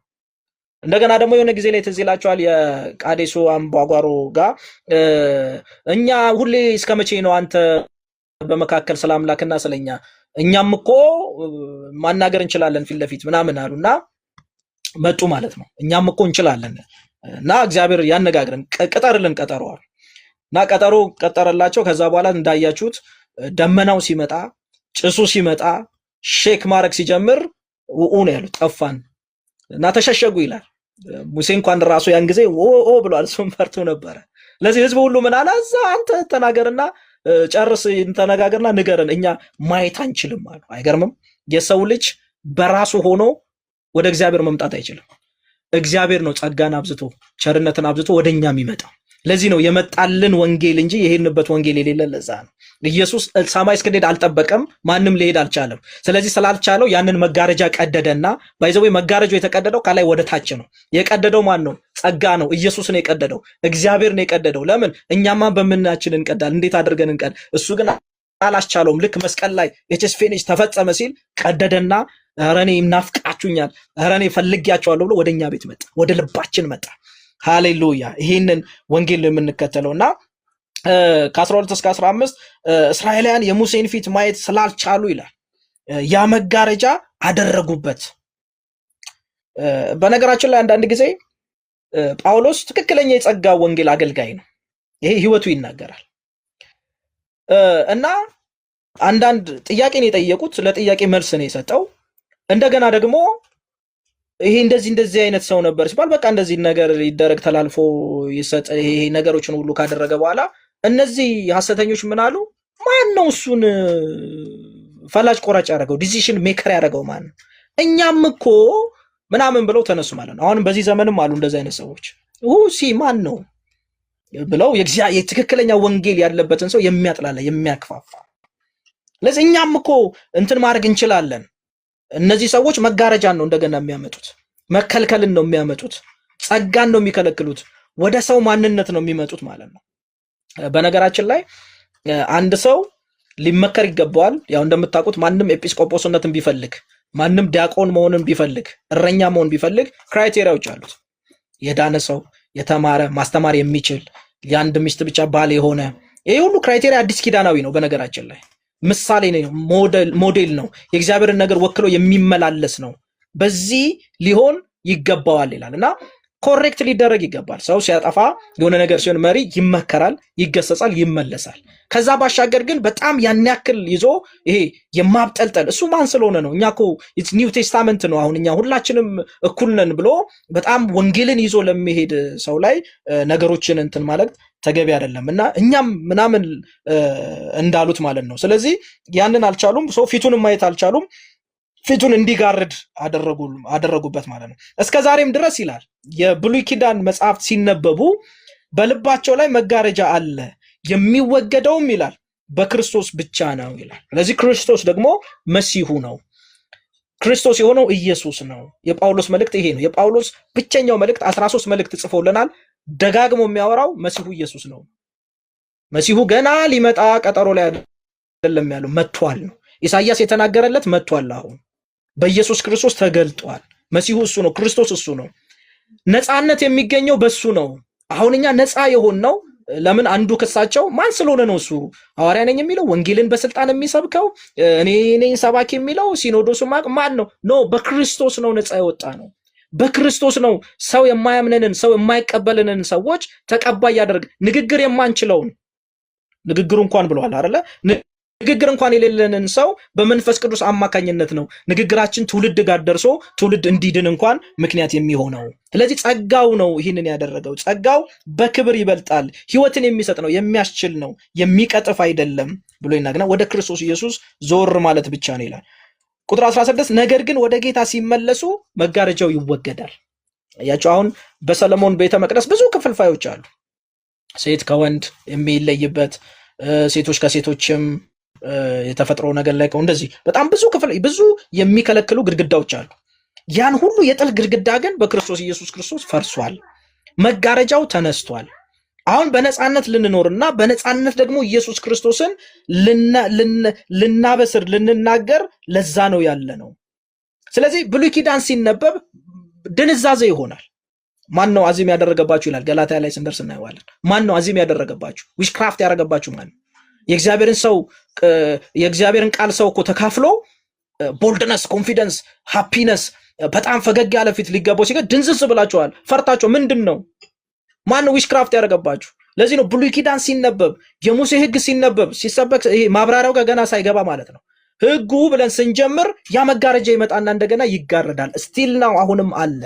በጌታ ብቻ በኢየሱስ ነው የተቀደደውና ሰው ነፃ የሚወጣው ከዚህ መቼ ነው አለ? ወደ ክርስቶስ ኢየሱስ ዘወር ባለ ጊዜ ነው ይላል። ስለዚህ ወደ ኢየሱስ ዞር ማለት እንዳለብን፣ ወደ ጸጋው ማየት እንዳለብን ይናገራል። እና አንድ ጊዜ አንድ አገልጋዩን ወደ ጌታ ሄደዋል። ሰው ሁሉ በጣም በእርግጥ የተቃውሞ ጸሎት ጊዜ ወስዶባቸዋል፣ የስብከት ሰዓታቸውን ወስዶባቸዋል እና በዛም ትንሽ ፊሊንግ አላቸው በእርግጥ እና በጣም ከብዙ ተቃውሞ በኋላ ወደ እግዚአብሔር ቃል ሲመጡ ምን ውረድ ፍረጥ ምናምን ምን ትላላችሁ? አላሰበክ የእግዚአብሔርን ቃል እኮ የተገዳደረን ያለው እዚሁ አጠገባችን ቀዩን ከረባት አስሮ አጠገባችን ያለው ነው ብለዋል። እና የሙሴን ንባብ የሚነበብበት ጊዜ ይሄ ሐሰተኛ የሆኑ ግን ይሄ ስሪፒስ ይሄ ውጫዊ ነገር ላይ በኢየሱስ ስም ወንጌል በውጫዊ ነገር በመሽሞንሞን አይደለም። ውጫዊ ነገር በጣም እየተሽሞነሞነ ሲመጣ ባይዘው መጠራጠር አለባችሁ። ለምን በውጫዊ ነገር ላይ የሆነ መልካም ነው፣ ጥሩ ነው፣ እንትን እንሁን አይደለም፣ ጥሩ ነው ግን ያንን የሚመጥን አገልግሎት ያስፈልጋል። የእግዚአብሔር የሆነ አገልግሎት ያስፈልጋል ማለት ነው። እና መጋረጃው ይወገዳል ወደ ኢየሱስ ዞር ሲል፣ ወደ መጽሐፉ ሲመጣ። ለዚህ ነው እኛ ከ72ቱም ከ81ዱም ይህን የምናምንበት ምክንያት ይሄ መጽሐፍ ኢየሱስን ይናገራል። ኢየሱስ ብቻ ነው ሰላም የሚሰጠው፣ ኢየሱስ ብቻ ነው ረፍት የሚሰጠው፣ ኢየሱስ ብቻ ነው ነፃ የሚያወጣው የሚል ነው የ66ቱ መጽሐፍ እምነታችን እንጂ ሌላ ነገር አይደለም። ሌሎች ተጨማሪ መጽሐፍቶች ኢየሱስን ስለማያወሩ ነው ብለን ነው የምናምነው። ስለዚህ ወደ ጌታ ዞር ሲል መጋረጃው ይቀደዳል። ብዙ ቦታ እግዚአብሔርን ቃል ልትካፈሉ ትችላላችሁ። በሆነ ሰው ምክንያት በሆነ መንገድ በሆነ ሳሙኤል ልትሰሙ ትችላላችሁ። እንደ እግዚአብሔር ቃል መመርመር ግን ያስፈልጋል። ወደ ጌታ መምጣት ያስፈልጋል። ካልሆነ ድንዛዜ ነው የሚሆንብን። መጋረጃው እንደገና ነው የሚመጣብን። በክርስቶስ ያገኘነው ነፃነት፣ በክርስቶስ ያገኘነው ሰላም፣ በክርስቶስ ያገኘነው ነገር በሙሉ ይደበዝዝብናል ማለት ነው። ወደ ጌታ ልንመለስ ይገባል የሚል ነገር ያወራል ማለት። ቁጥር 17 ጌታ ግን መንፈስ ነው፣ የጌታ መንፈስ ባለበት በዚያ ነፃነት አለ ይላል። ሃሌሉያ! ነፃነት አለ። ምን ማለት ነው ይሄ ነፃነት አለ? እንግዲህ አንድ ሰው በህግ ቁጥጥር ስር ሆኖ በፍርሃት በቅጣት ስር የነበረ ሰው ይቅርታን ሲያገኝ ማለት ነው። ይቅርታን አግኝቶ ከስር ሲፈታ ያለው ማለት ነው የሚያገኘው እውነተኛ ነፃነት በመንፈስ ቅዱስ መኖር ማለት ከኃጢአትና ከህግ ፍርሃት ነፃ መውጣት ማለት ነው። ስለዚህ ከህጉ ከፍርሃት ስንወጣ ነፃ የወጣ አገልግሎት በምንም ነገር የማይያዝ የአዲስ ኪዳናዊ የሆነ አገልግሎት እንደሆነ ይናገራል። ስለዚህ እኛ አሁን በጸጋ ዘመን ያለነው በአዲስ ኪዳን ዘመን ያለነው ከጎልጎታ ጀምሮ ከምዕራፍ 2 ሐዋርያት ሥራ መንፈስ ቅዱስ ከመውረዱ ጀምሮ ኢየሱስ ክርስቶስ ሰከንድ ካሚንግ እንደገና እስከሚመጣ ድረስ የጸጋ ዘመን ነው፣ የአዲስ ኪዳን ዘመን ነው። ስለዚህ እኛ የአዲስ ኪዳን ዘመን አማኞችና የአዲስ ኪዳን አገልጋዮች ነን ይላል ጳውሎስ ሲናገር ማለት ነው። ስለዚህ በዚህ ምላሽ እነዛ እንግዲህ 10 ሊሆኑ ይችላሉ፣ 20 ሊሆኑ ይችላሉ። እሱና መንፈስ ቅዱስ ግን ያው እነ ጢሞቴዎስ አሉ፣ እነ ቲቶ አሉ።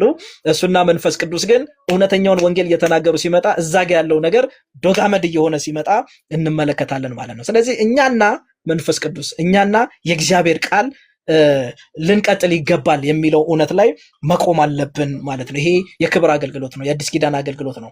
ለዚህ ነው የሉተር ሚስት በቃ እኮ ሁሉም ተቃወሙ አንተ ብቻ ነህ ነው ያልከውና ስለዚህ አንተ ብቻ አንኮንክ ደግሞ ይሄ በነገራችን ላይ የዓለምም ትምህርት ነው። የምድር ትምህርት ይሄ ነው። የሰው ትምህርት ማለት ይሄ ነው። ብዙ ቁጥር እንትን ካለ ችግሩ አንተ ጋር ነው ማለት ነው ይላል።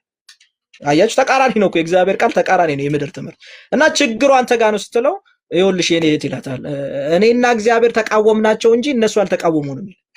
ስለዚህ እኔና እግዚአብሔር ስንሆን እኔና ቃሉ ስንሆን አንቺና የመንፈስ ቅዱስ ቃል ሲሆን ኃያል ናችሁ፣ ብዙ ናችሁ ማለት ነው። 10 ብዙ ነው፣ 2 ልክ እንደዛ ምሳሌ ማለት ነውና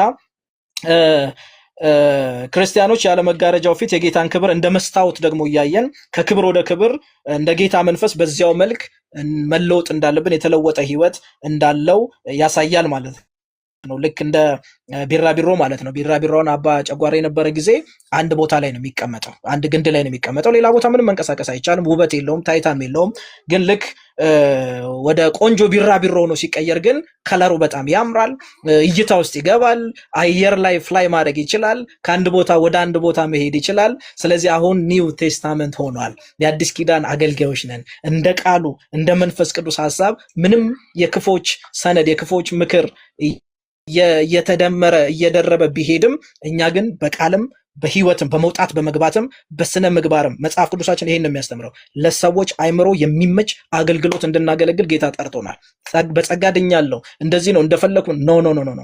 እንደውም በጸጋ የዳነ ሰው ወንጌልን የሚያቅሰው ድኛለሁ አይልም። እንደ ዳነ ህይወቱ ያስታውቃል። እግረ መንገዴን አንድ መልእክት ላስተላልፍ። በህይወታችን የሚገለጠው የትኛውም ነገር እንደዳንን ወይም እንዳልዳንን ያስረግጥልናል። ለዚህ ሰው ውስጡ ሲለወጥ መደረግ ነው። ክርስትና በነገራችን ላይ መደረግ ማለት ነው። ብሉይ ኪዳን ለዚህ ነው ማድረግ ነበር። ይሄን አድርግ ይሄን ካደረግ።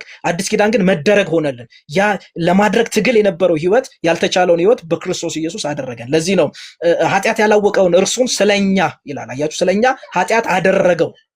አያችሁ፣ ኃጢአት ማድረግ አይችልም ኢየሱስ፣ ግን በአስገዳጅ ሁኔታ ለኛ ሲባል አደረገው። አብ አደረገው። ምን አደረገው? ኃጢአት ስለኛ።